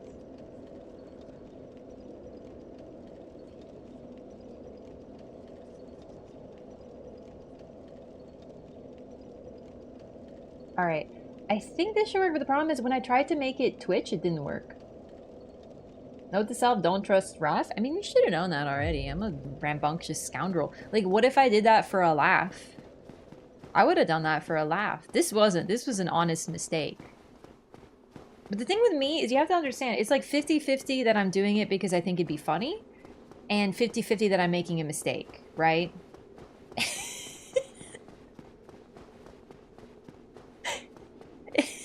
Yeah, something of a raconteur type individual. Oh shit, it's still dark. Okay, so it isn't just resting. You have to run from the Duke's archives. Okay, let's do this again. We're testing, because this is very neat. Did you kill Seath? Yes. Man, I love the giant emotes. This is an amazing feature.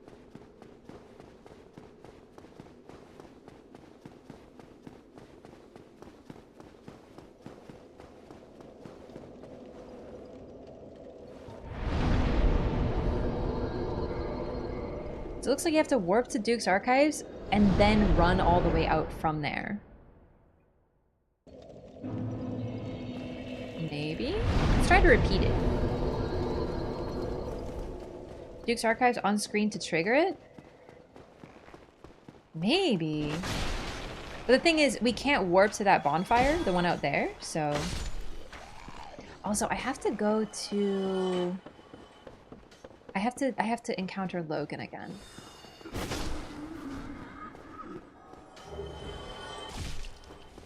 Yeah, you can totally post links.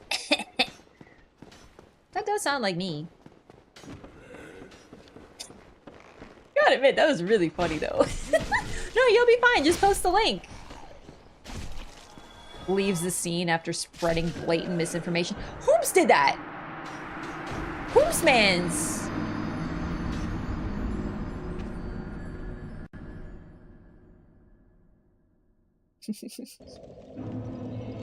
Also, yeah, Seath is dead. I think, did I answer that already? Sorry. It's getting to the time of evening that I don't remember things so good. Excusey? What do I need money for now? I think I actually just need money to level up weapons and buy large Titanite shards. So, Gwyndolin, if I'm not mistaken, we can make out of his soul a bow. Fuck. off. Oh, I'm gonna die. I'm gonna lose 40k souls. I just lost 40k souls to a bunch of spiky boys. And they're so short. You know? Like, that is a bad thing. I'm just saying that, like, they are. Okay? Like, human-ass crystal porcupines. What's up with that, Seath?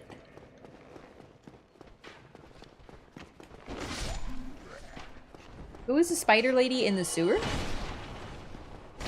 Oh, Quelaag! That's one of the daughters of Chaos. She got engulfed by the flame of Chaos. And became a demon, but only in part.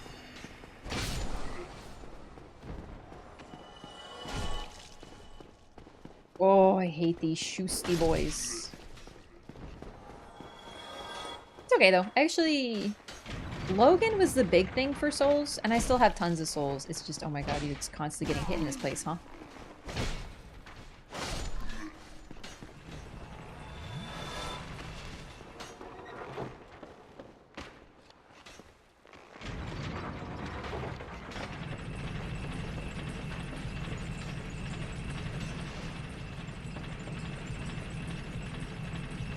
I feel like I've covered everything.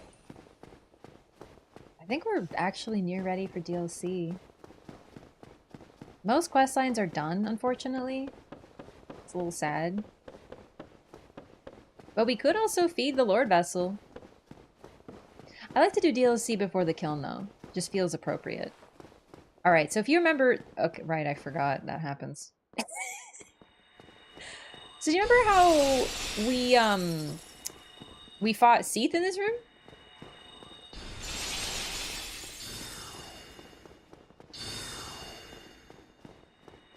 You might recognize the big hat. Logan lost it and took off all his clothes except for, of course, the hat.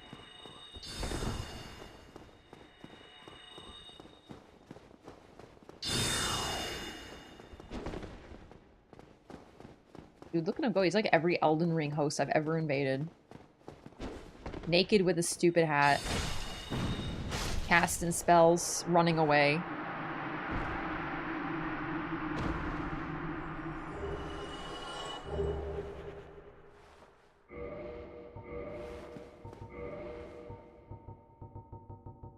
But yeah, he lost it and ended up just like Seath. Gigantic hat worn by the great sorcerer Logan. It completely hid his face, which led to his nickname, Big Hat. Famously antisocial, Logan used it to block out noise and people's stares so he could focus on his own thoughts, but it does not possess any special magic powers.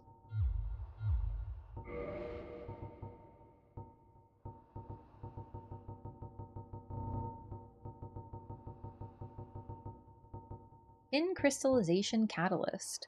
Catalyst imbued in terrifying crystal magic used by Logan after his fixation on Seath makes all sorceries incredibly powerful but demands extremely high intelligence from its wielder and halves sorcery usages. So, you might notice a similar concept actually here to something in Elden Ring yet again. So I know there's a lot of, Elden Ring folks. It's also fresh on our minds right now. Doesn't the sound of crystals making you crazy and growing upon your body and a staff that requires high intelligence but has a negative sound exactly like Azur and Lusat?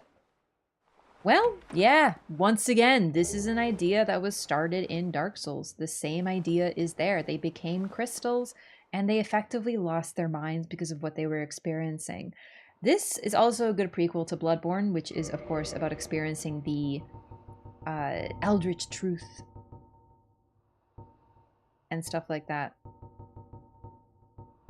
And the sanity loss that occurs from it. This idea of the more intelligent you are, the more of the truth you are able to grasp, the more dangerous it is for you and the more insane you become as well. We have this already here, and then it's expanded upon in Bloodborne, and it's also a part of Elden Ring as well.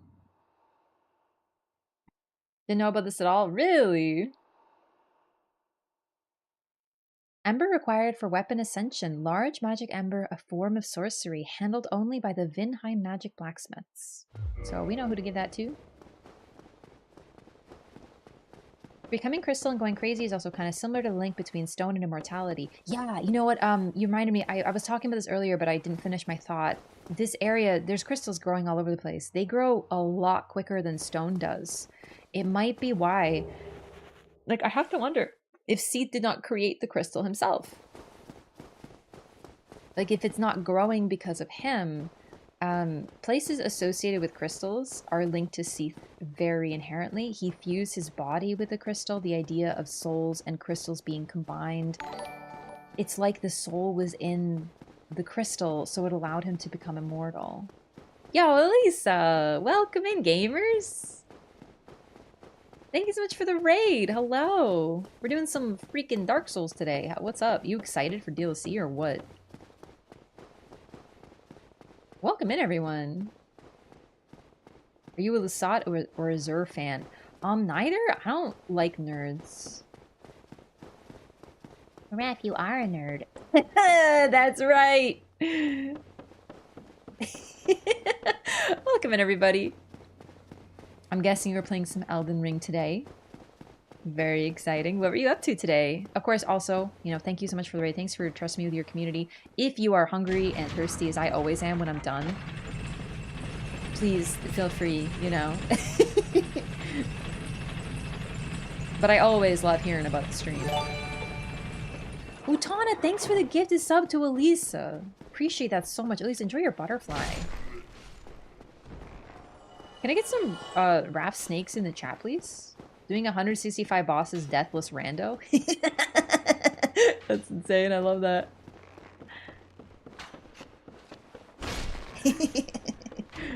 Deathless rando. No way. I love that. I did a randomizer for this game once, and it was a true, genuine nightmare, and I would love to do one again. You know what I'm saying? That was a good time. Thank you for the Raph snakes at this time. Hey, gamer. So, if you guys don't know what Dark Souls is, it's actually the prequel to Elden Ring. Not quite, but it's made by FromSoft. Never in my life seen this fit in DS1? Oh boy, do I have a surprise for you then. It's called my gigantic head.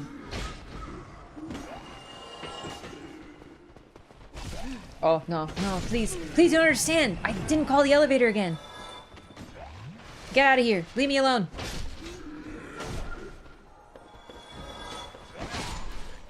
Honestly, the way I normally play Dark Souls is with a gigantic hat and no pants. In the game, of course, just to be, you know, clear. It's true. It's very yellow. You know, I'm so used to seeing it, believe it or not, that I don't sit there and realize, wow, this hat is insane. But it is, isn't it? Osiris also studied Seath and lost his mind, though I don't know if he specifically used crystals. He wanted to become a dragon. But also, yes, very similar spiritual successor in Osiris over there. Looks so different? Is it my hat? Or do you mean, like, my human form? My camera had some issues today. I don't want to talk about it. It was something. Love to see this outfit in a real life, though. I feel like it would be a hazard, because you need something to hold it up, right? Wonder if anyone has cosplayed that hat? I'm sure. I play with a massive hat and no pants, but in real life. Oh, damn, gamer? Alright, we've solved the mystery. You have to run from Duke's archives. Isn't this so cool? I'm gonna show it off for the raiders. Check out this cool bug I found while playing the game for the first time, probably like 2 to 3 years ago? 3 years ago.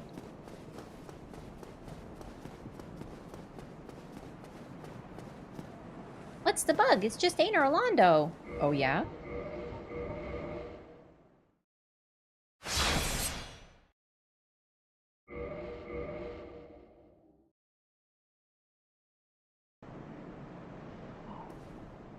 This is actually really cool. So I turned it to dark, scary, spooky Anor Londo. But there's a bug if you run from Duke's archives. No, Guinevere's donezo. Elden Ring needs some eccentric fits like this. You know what? It doesn't have anything this ridiculous, but I will say wearing a whole, like, a dude's severed crystal body on your own body is definitely something. Oh, right. I can't go home. Sag. The eccentric set? It is not even that eccentric. I resent the eccentric set. Alright, so we're actually getting ready for DLC. To do DLC in this game, and I am very pumped about it. Dark Souls 1 Artorias of the Abyss is genuinely one of the best DLCs ever. I'm just gonna do a little shortcut real quick. Wow, they really make me fall all the way down there, huh?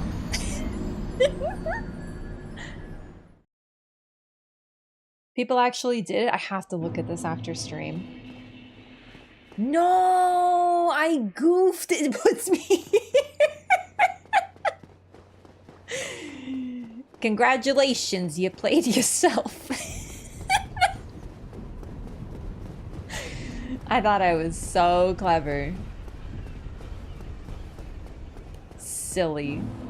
Oh, actually, I don't think I pointed this out before, but I actually want to point out one of the interesting design choices about Dark Souls is this place looks beautiful, perfect, pristine. Every brick is still in place. It looks well maintained. But when you look at this church, or really it's the painting room, you can see that quite a bit of it is actually really run down. So the moment you walk in here, you're gonna be like, wow, but it's the type of thing that beneath the facade there are signs of decay. You just have to know where to look. Yeah, take it easy, Lisa. Thank you again so much for the raid. Welcome in, everybody. Ulusiel Township is such a haunting setting. Oh my god, the random screams. Oh god, I love Ulusiel. I'm really excited for this. So, we're going into the DLC. I have done everything in base game. I feel like there's still, you know, that always in the back of my mind, there's something I'm missing, I'm forgetting, but we're ready. Let's go. My favorite DLC is the Ring City. Ring City is an absolute banger. It's kind of hard because the problem with all the FromSoft DLC, it is so good. It is always the best part of the game. Without fail, if you like a base game and you're like, this is literally the perfect game, it is a 15 out of 10, they can't make it any better, you're gonna eat your words the moment you play DLC because it's gonna be better. I don't know how they do it. FromSoft is truly the GOAT. So, you know, not like I'm excited about DLC or anything for Elden Ring or anything. Artorias is my favorite DLC behind Old Hunters. You know what, for me, I think it's got to be the Dark Souls 2 DLC. Not only is it huge, and there's 3 of them, and it's like, they literally made 3 mini Dark Souls 2s and called them DLC. Like, that's incredible. Like, what are you even doing? That's so bold. I like the Ring City because it's very green. I'm a simple person. I see green, I'm happy. Yeah. Oh. Actually... Alright. One thing before we go into DLC, I'm going to try to make the boss weapons. At least set them up, because it's going to take some materials. Bloodborne, though? Oh yeah, Bloodborne. Bloodborne's my favorite. Bloodborne's my favorite, for sure. But of the Souls, Dark Souls 2, man. It's so sick. It's incredible. This is a very Dark Souls 2 positive stream, by the way. I know there's some people who are like, it's bad. It's not, trust me. If you don't like it, I respect that, but I'm just saying. If you have fallen for the Dark Souls 2 is bad propaganda and you haven't played it, this is your moment. This is me looking at you and being like, hey, you should, try it. That's why I don't like DS3 that much. It's so gray. Yeah. Honestly, I have my issues with DS3 and that is indeed one of them. Dark Souls 1 and 2 are so vivid and colorful. Really pondering how they can make it better than Elden Ring base game. I don't know how, but they're gonna do it. They always do.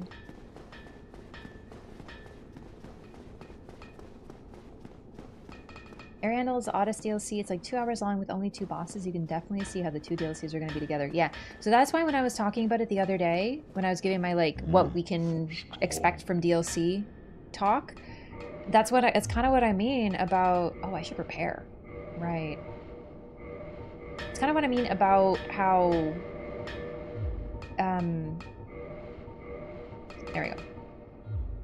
The Dark Souls 3 DLC, even though it is 2 for sure, I kind of count it as 1 because it's so blatant that it was supposed to be 2. DS2 is good if you don't have someone yelling in your ear. It's the worst game ever. Yeah, like a little bit too. Unfortunately, there's been a lot of folks in the community who don't like it, and they just tell everyone that it's bad and not to give it a chance, right?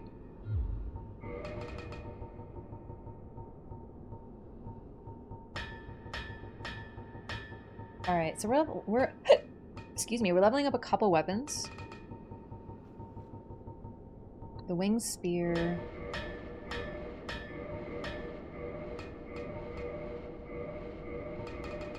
Wonderful.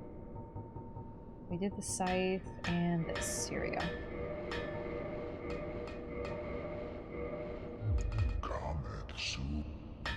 Gonna need to crunch some souls for this. Don't think I did a lot of the DLCs. Honestly, it's worth going back. If you... Maybe once you're done Elden Ring. Definitely recommend. I've heard that it had some launch issues, for sure. But I played Dark Souls 2 late, so... Something radically new? I agree. I just will say that FromSoft, other than Dark Souls, the games that they've been putting out have been really bold and different and interesting.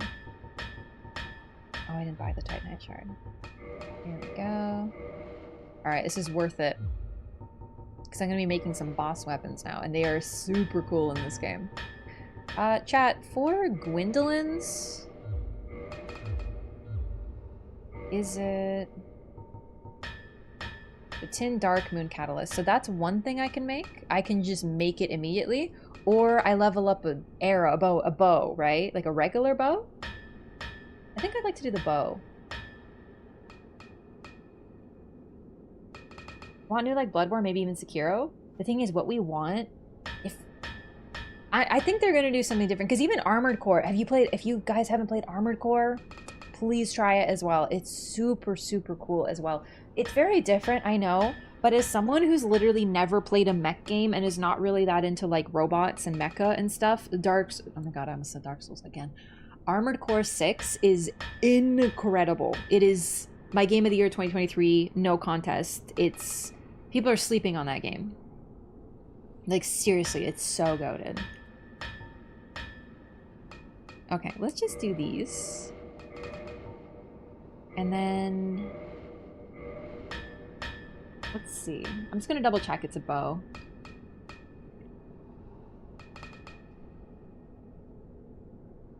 And then we're gonna go back. I remember, okay, remind me, we're gonna go back to Welsh boy, whose name I'm forgetting.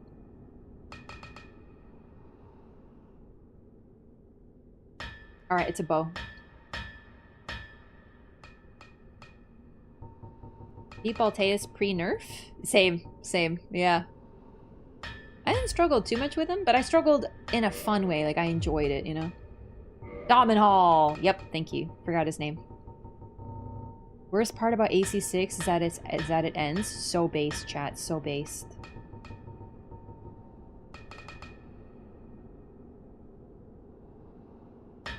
Is the type of game you play for your Souls fan. I like it for what it is, but I'm honestly not gonna pretend like it's a great game. I'm actually like I understand.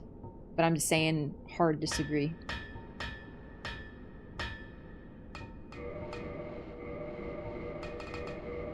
It is so charming. It's so wacky and weird and bold. That's the thing. Even when they're making... Oops. Clicked like this. Even when they're making... Even if FromSoft is making yet another... game with knights and dragons, they make it fresh. They really do. Oh my god, I have like so few souls left. I'm so like I'm like running out for real.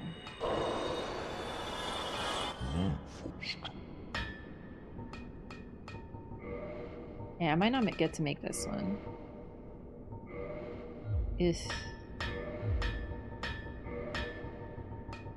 Dommy Mommy Hall? People call him that?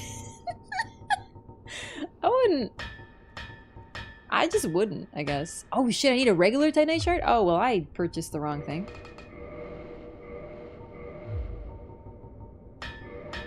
Welcome to getting boss weapons in this game. It's literally making me broke. Oh, right, I have to ascend it with Andre. Well, I did my best. I have 3. I need 9, I think? And I can... Okay. Well, did my best.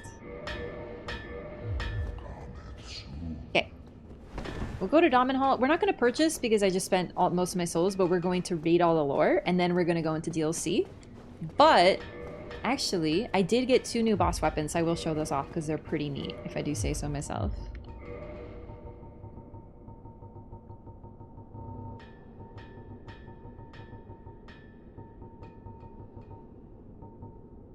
So the Dragon Bone Fist made from the soul of the Iron Golem. A weapon from the soul of the Iron Golem, guardian of Sen's fortress, who repelled countless heroes who sought Anor Londo. The gods fused the power of the soul with the great bones of the dragons, forming an appropriate core for the giant golem. So dragon, I wonder if it's a unique property of dragon bones specifically, or if it's really any bones, but I find it really interesting that Logan calls Seath an undead, a true undead, and apparently, so dragons don't have souls. Canonically, they have immortality, but they don't have souls. So to infuse souls into the bones of dragons, you kind of get the immortality and the power of the soul combined. Like, you get all of it put together. Also, if you go to a bonfire, you're literally burning, like, the bones of those who came before you, conceptually. So it's pretty cool that's what happens here. And then I got the spear. I think I passed it.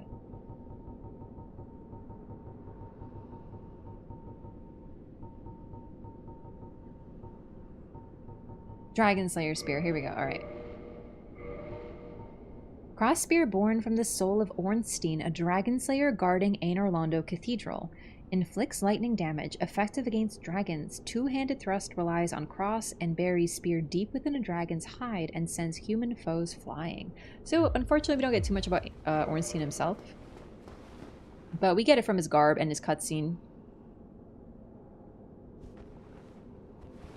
Man, this looks cool.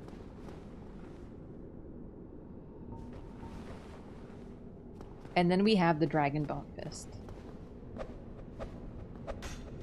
Don't know how great it is, but it exists.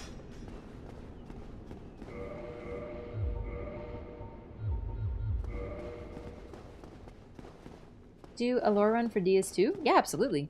For sure. No, the plan is to do all the games. It's just, so this is for the Loreathon, you know? I planned on playing all the games before Elden Ring DLC came out. I made it through Elden Ring and Dark Souls 1. So, you know, it's going pretty okay, I guess. Oh wait, I should have gone up there. Forgot. Same spear model that Morgott uses with his spear attack. Similar. I thought he uses the tree spear though. Because his is more of a great spear. Oh, you mean the one he throws? Yeah, maybe. Loreathon probably lasts to the end of the year, especially at my pace, dude. I take my time. Like, I'm chilling. But the thing is, I really want to do some challenge runs as well. I don't know exactly what. But even doing the Loreathon and Elden Ring has made me really appreciate some of those bosses, so I'd like to try again.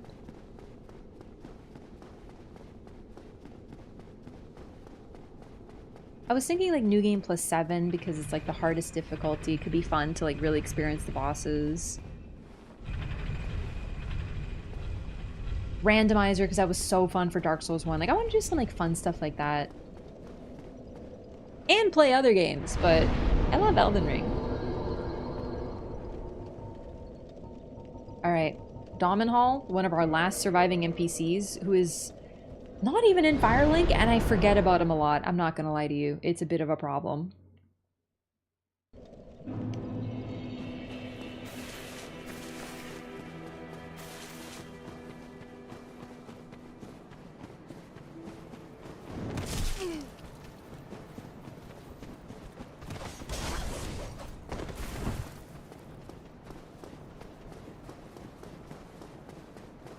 Aisha, mate. I didn't expect him. Alright, so like I said, we spent all our money, but I want to read the lore of the weapons. Crown of the Dark Sun. Crown of the Dark Sun Gwyndolin, protector of the forsaken city of Anor Londo. This crown of the gods demands faith immeasurable of its wearer, but it is imbued with dark moon power that enhances all magic. The image of the sun manifests Gwyndolin's deep adoration of the sun. This is actually really fun too. He's associated with the moon, the dark sun in this case, but he literally wears his eyes are covered by his crown. Like, he is blinded by the sun, his father in this case. It's a really phenomenal image. Even his personality and his ideals are represented by what he wears upon his head. And it is kind of interesting that this hat is very similar to the parasite that Solaire finds, shape-wise. Like, eerily so. The power of the moon was strong in Gwyndolin, and thus he was raised as a daughter. His magic garb is silk thin and hardly provides any physical defense.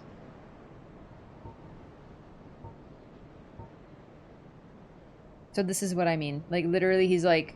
I always say born under the sign of the moon. That's one of my unfortunate, you know... Well, that is a shame then. But come... misread. Sometimes I don't remember words exactly as they were, especially for a game I haven't played in 3 years. But yeah, he's the power of the moon. So he's like, alright, you a girl now. Congratulations, Gwyn. You jerk.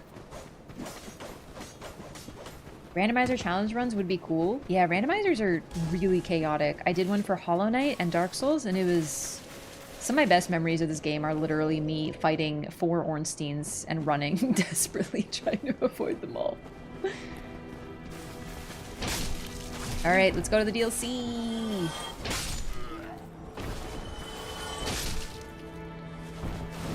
I do worry about the Elden Ring randomizer though, you're right, the crafting materials, there's so many drops, that's rough.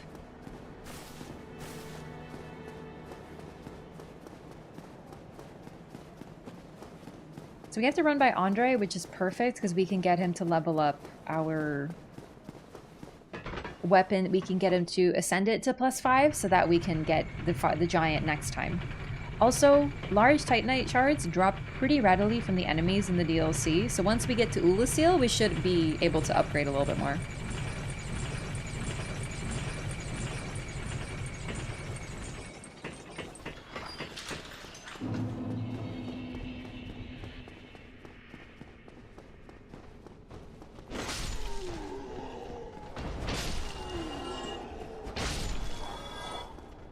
A little bit more money. I wanted to take it from those guys. Thanks for the lunch money. I also would maybe like to level so that I can actually wear pants. It's hard out here for a gamer.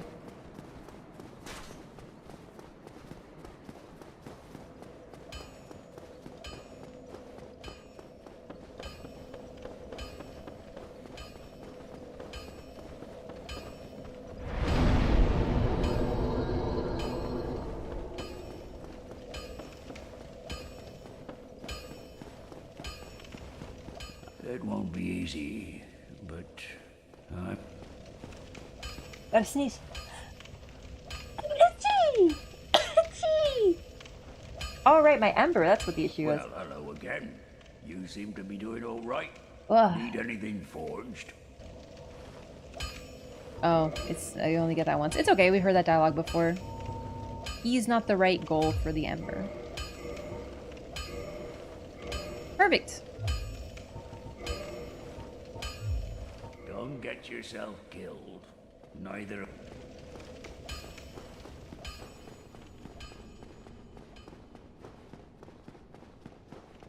One could almost say you're pig-headed in this run. What did you just say about my head? Look me in the eyes when you say that.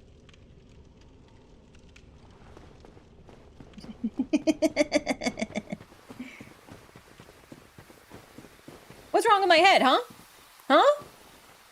Honestly, if someone wore this hat in real life and said, look at me in the eyes, where would you look? I think I might look at the two, like, blood stains on the top and be like...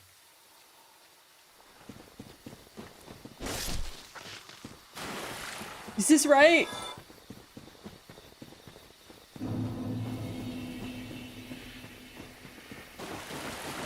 Up the DLC lets you buy plus 10 upgrade materials. You get a lot of them in the base game, but I will say that is one thing that Bloodborne did, if you want to put it that way.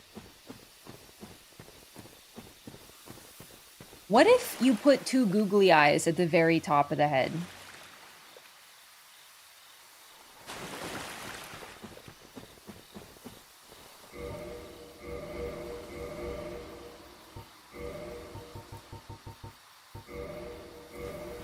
No, look me in the eyes. My fave armor set in DS1. Same. Based. Powerful. DS3 Xanthus armor is so ugly. I'm gonna be very honest with you. I didn't remember that Dark Souls 3 had one.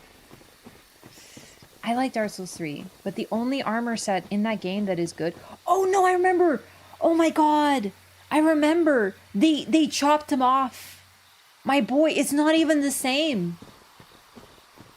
They freaking took all his inches, dude. They freaking...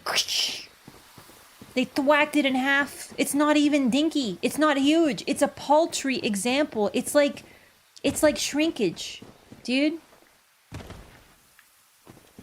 It shouldn't even be the same name. It's a crime. Anyway, we're gonna go into the DLC now. So, just a reminder, we got the Duke's Archives. We got a special item in the Duke's Archives from a golem. Notably, there's a lot of golems around here as well. Vine appears to originate from Ulasil. The Mira set is nice. My favorite is Dancer. Dancer set is one of my favorite armor sets in any of the games, period, full stop. One of the few armor sets that I really like. And it's just gorgeous. I love the veil. It basically saves Dark Souls 3 fashion for me. Other than Dancer, the best armor sets in Dark Souls 3 are from Dark Souls 2. Like the Desert Sorcerer's Garb. I do not stand behind the ungoofification of Dark Souls. That's true. We're all here for the goofification. Man, look at what my feet do when I walk on uneven terrain. Like, there's something wrong with one of my ankles, dude. It's not good. Oh, right. You might notice. You might be like, was this here before?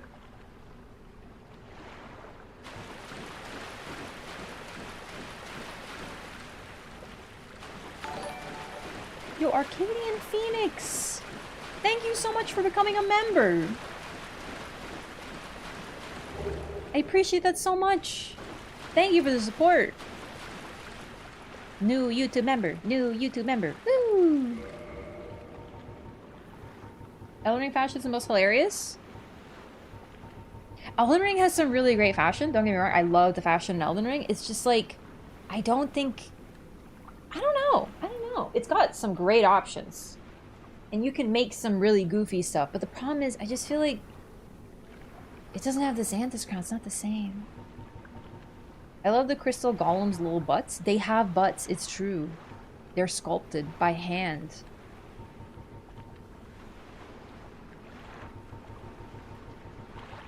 Seath made that butt. Alright, so you might recognize this set. Special magic crown bestowed upon Dusk, Princess of Ulasil, upon her birth. Its wearer is blessed by all manner of magic. This raises the power and effect of the wearer's magic, but damage suffered by magic attack also rises. A dress from the ancient fallen land of Ulasil. Its ivory-colored silk features elaborate embroidery and is imbued with ancient magic power. One cannot expect any physical protection from this garment as it was not meant to be worn in battle. It's a beautiful fit.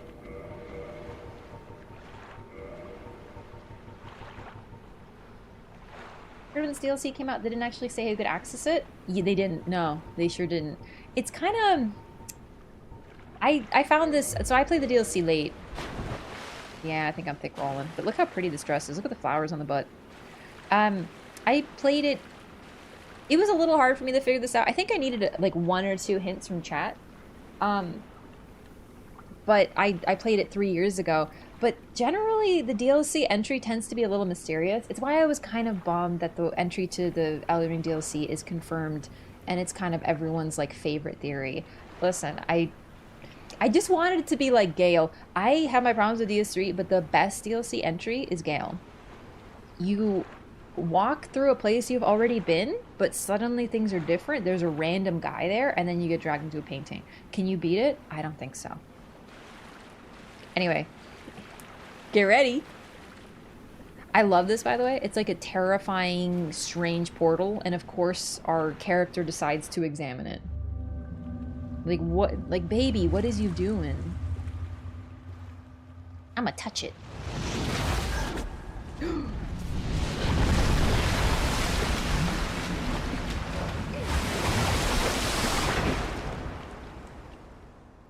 I'm gonna be real, like, what did you expect to happen?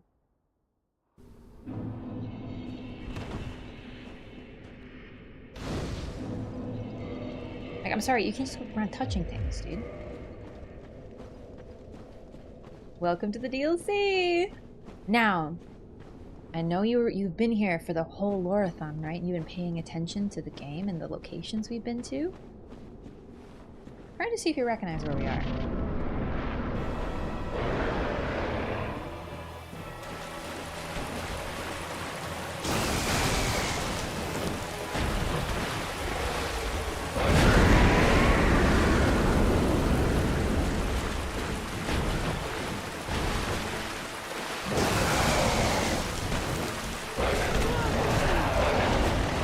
This is not an easy fight. It's very fast, especially for Dark Souls.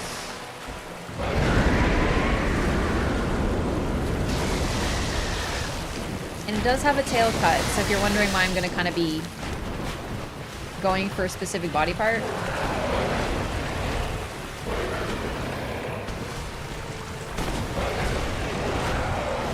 Yeah, he has like Elden Ring ass combos for real.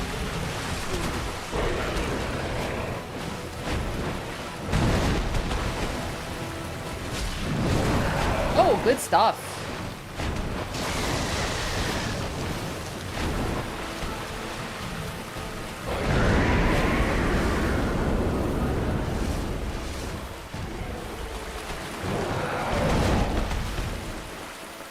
Maybe just hit the butt though. Like, I think it's pretty forgiving this one.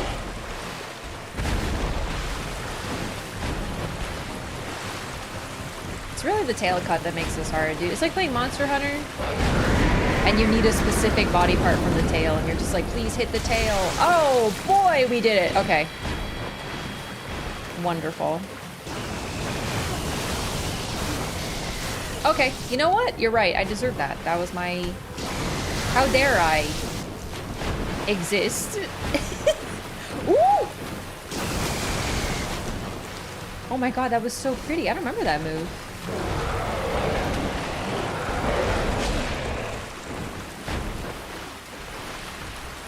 I love this fight. Such a fantastic design. It's, not a chimera. It's a manticore.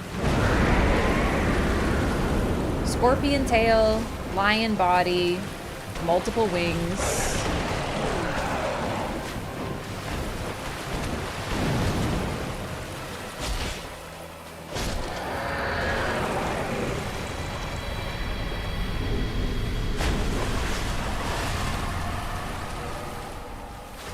Yay!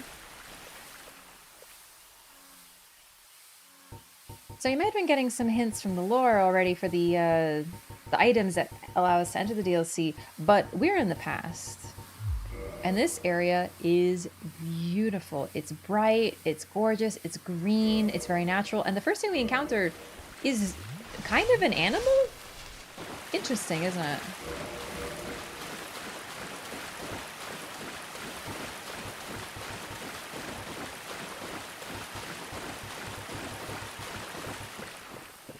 Notice how the soul as well is so much brighter.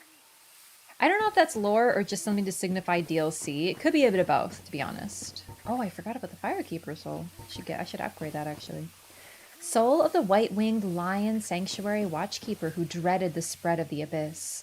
The guardian exhibited traits of several animals other than lions, suggesting that it was no ordinary beast, but rather closer to the beings known as demons. Closer, but not fully there, and the thing is, by this point, we're not sure if the Witch of Izalith has burned at this point. We can presume that she has, but it's another wrench thrown into the idea. I truly think that some demons existed before there were chaos demons. Like, I don't think that triggered the creation of demons. I think it created a specific type of demon. Like a hybrid demon. There's birds singing, there's animal noises. It's a natural wonder, this place. And Mushroom Friend! Well, look at this one. From what faraway age hast thou come? Thy scent is very human indeed, but not intolerable. Ah, Princess Dusk's savior. Thine aura is precisely as she described. I thank thee deeply for rescuing Her Highness, but Princess Dusk is here no longer, snatched away by that horrifying primeval human. And so I must ask, couldst thou once more play the savior? Sure. Thank you. I am Elizabeth, guardian of this sanctuary. Something of a godmother to Princess Dusk. I shall assist thee to my utmost, for I am one with the sorceries of Urasil. Thou shalt see further on, an abyss was begat of the ancient beast, and threatens to swallow the whole of Urasil.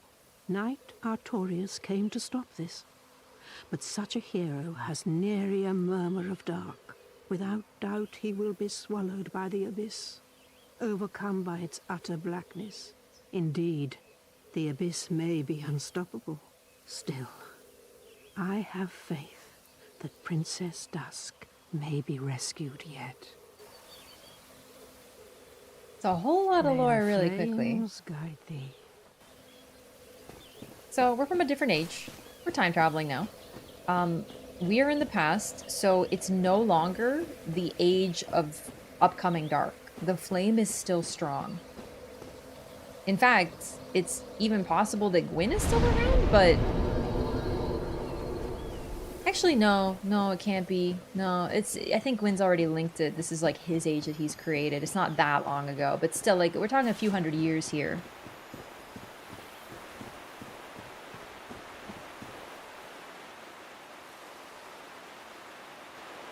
Like, I don't think it's like an age, but it's still been a while. Then again, it could be. Could be even longer. Do you recognize this bridge, by the way? You recognize this garden? The Royal Wood.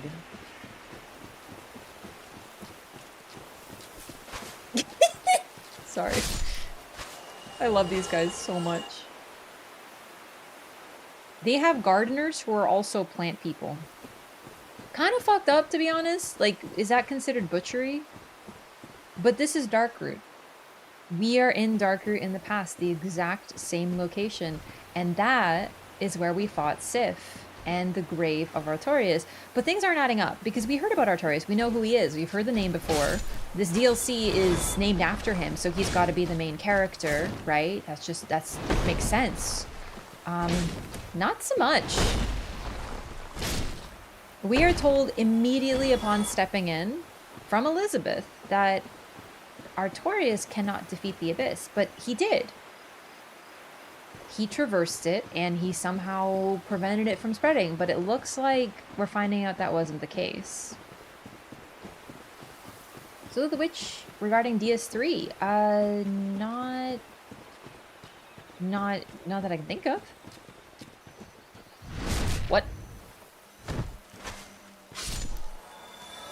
Okay. But yeah, these guys are the strange... Oh my god, how did I do that? The strange shrub guys who attack you, they got overgrown. And the old guardians, they're still functional. They're not covered in moss. Oh boy. Maybe too functional. Oh, I deserve that. I got freaking crushed. I ain't posting that shit. Got my ass beat. I should use those souls though, actually. 1 sec. I'll be right back. I'll be right back. Oh, I forgot to read the weapon we got too. It's a whip, if I'm not mistaken.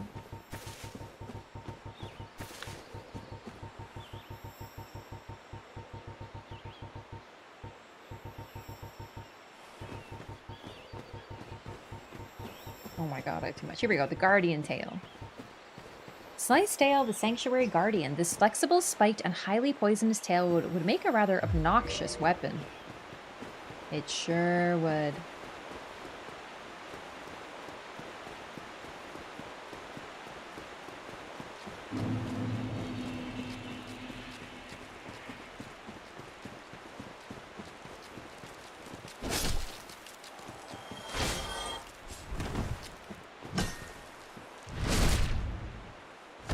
I love these adorable scarecrow gardeners. They have shovels and pitchforks. Like, they're so sweet. This is the royal wood.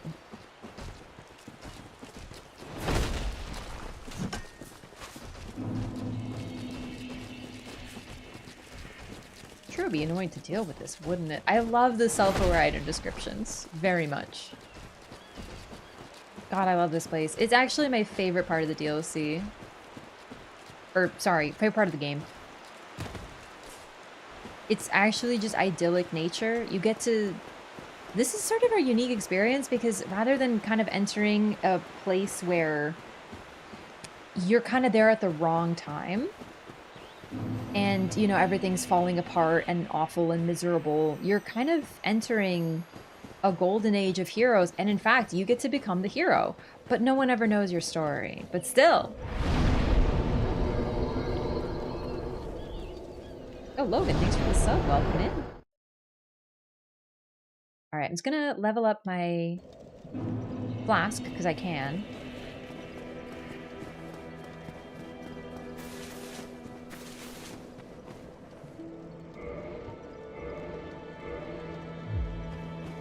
You know what? We kind of do want to do something, but it's a little messed up, but I think we're gonna do it. It's time... We're pretty much gonna be done, so it's time to mercy kill the daughter of chaos.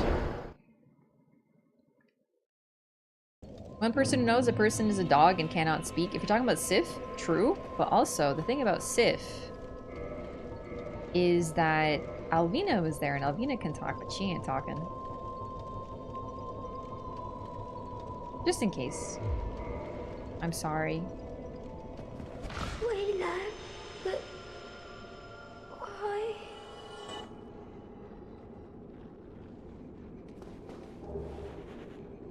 Why, you monster! The fair lady! What have you done? What have you done?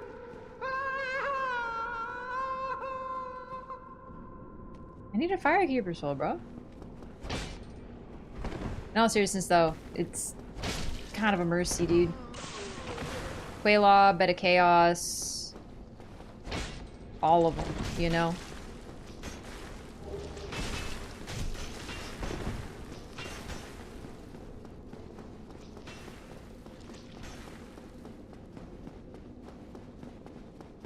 And yeah, I put on the ring just so we could hear her. She literally thought it was Quelaw. It's messed up, don't get me wrong. This game will break your heart 50 ways. Oh, I wish we got Sigmar's quest. About to get an egg on your head? You have to be grabbed by the big ones.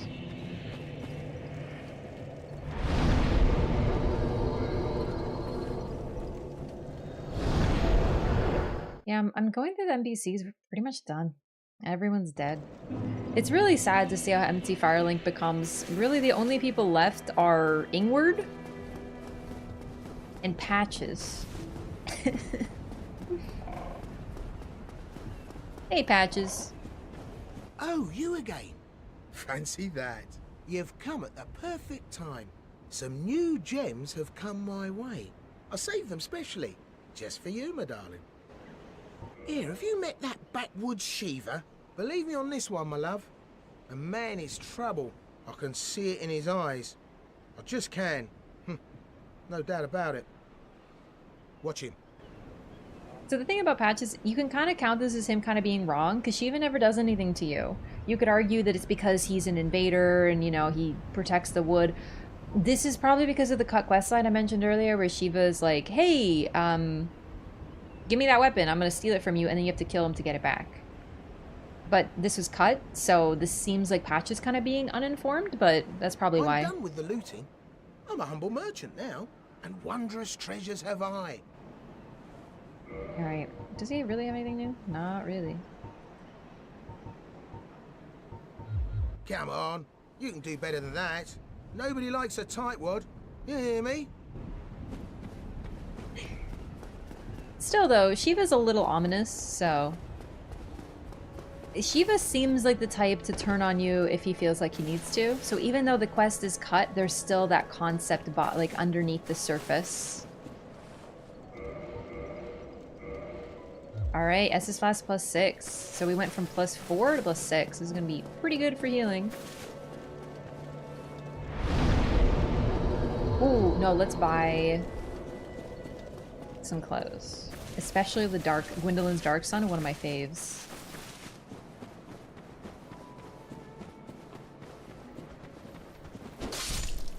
I'm done with the looting. Patches always kind of has it for now, you know? In fact, that's actually one thing I love about his quest. It's a little circular in Elden Ring, but I feel like it really captures Patches very well.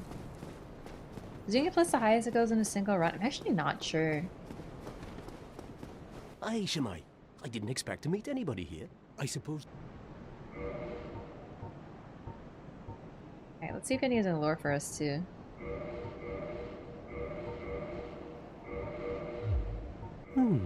You are a fine trading partner. Rumor it may be, but I have heard of a surviving ancient dragon who resides in this land. A coterie of undead serves the dragon, as they train to become dragons themselves. Sounds unlikely, but you never know, do you? He's right. I'm afraid I don't see anything here. Thank you. That was a fine trade. I have this and we'll... So the unique thing about Dominal is he gives you hints, and he's always right. He gives you some really, really, really interesting and in-depth information, but you have to use the talk function after purchasing something from him, and that's kind of the problem. It can be hard to find that for that reason. Because normally people talk, and at least for me, I normally talk, and then, you know, do that. Purchase or talk, not both, so...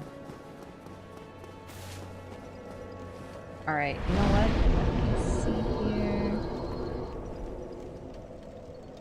Alright, gamers. I think I'm gonna call it here for tonight. Short stream because of my tech issues, unfortunately, and we didn't beat it. But that means that next time, we just have DLC and win. So I think it's a pretty good stopping point for tonight. And we'll be finishing this weekend. And then we're back to Elden Ring. So once we're done with the Dark Souls 1 Loreathon, we're going to be returning to Elden Ring just to get everything ready, to just get hyped, frankly. And then it's going to be DLC time. I'm going to be streaming it day one, as you all know. I'm very excited about it. And we will be continuing the Loreathon, but that's once we're done with the Shadow of the Earth Tree, and I don't know how long that'll be. So look forward to that. We got a lot going on this weekend. I'll be back on Saturday. No stream tomorrow. Thank you everyone so much for hanging out. I really appreciate it. Thanks for watching the Dark Souls adventure. So hype, I don't care about spoilers. Awesome to hear. Alright, let's see.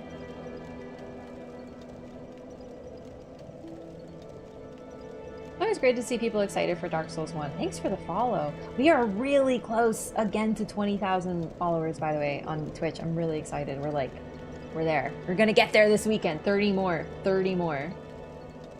Don't forget to hit that follow button, gamers. Thank you so much, everyone. Welcome.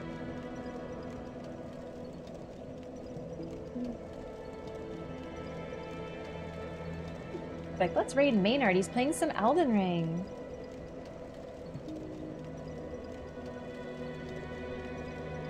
Shiny emotes giving them to streamer? Is it just to Twitch? Apparently it's to do with bits, so I would get those. I just don't really know. It's a brand new thing. I saw the notif. I didn't see anything about it. Thanks so much, everyone. Thanks, YouTube. Thanks, Twitch. I really appreciate everyone hanging out. Seriously, you guys are the best. Thanks for the follow. Big kittens. I love kittens. All kittens. Every kitten. So yeah, back on Wednesday. Mikola rocks? No, just kidding. See you next time. More Dark Souls, more Elden Ring, getting DLC ready. We're gonna pick our outfits. We gotta get everything ready. I'm so excited. We're gonna beat up Moog. And I think on the lead up to DLC, I'm gonna do a Moog killing like community event. Like we're gonna be all just, I'm gonna be helping people kill Moog. I think it'd be really fun.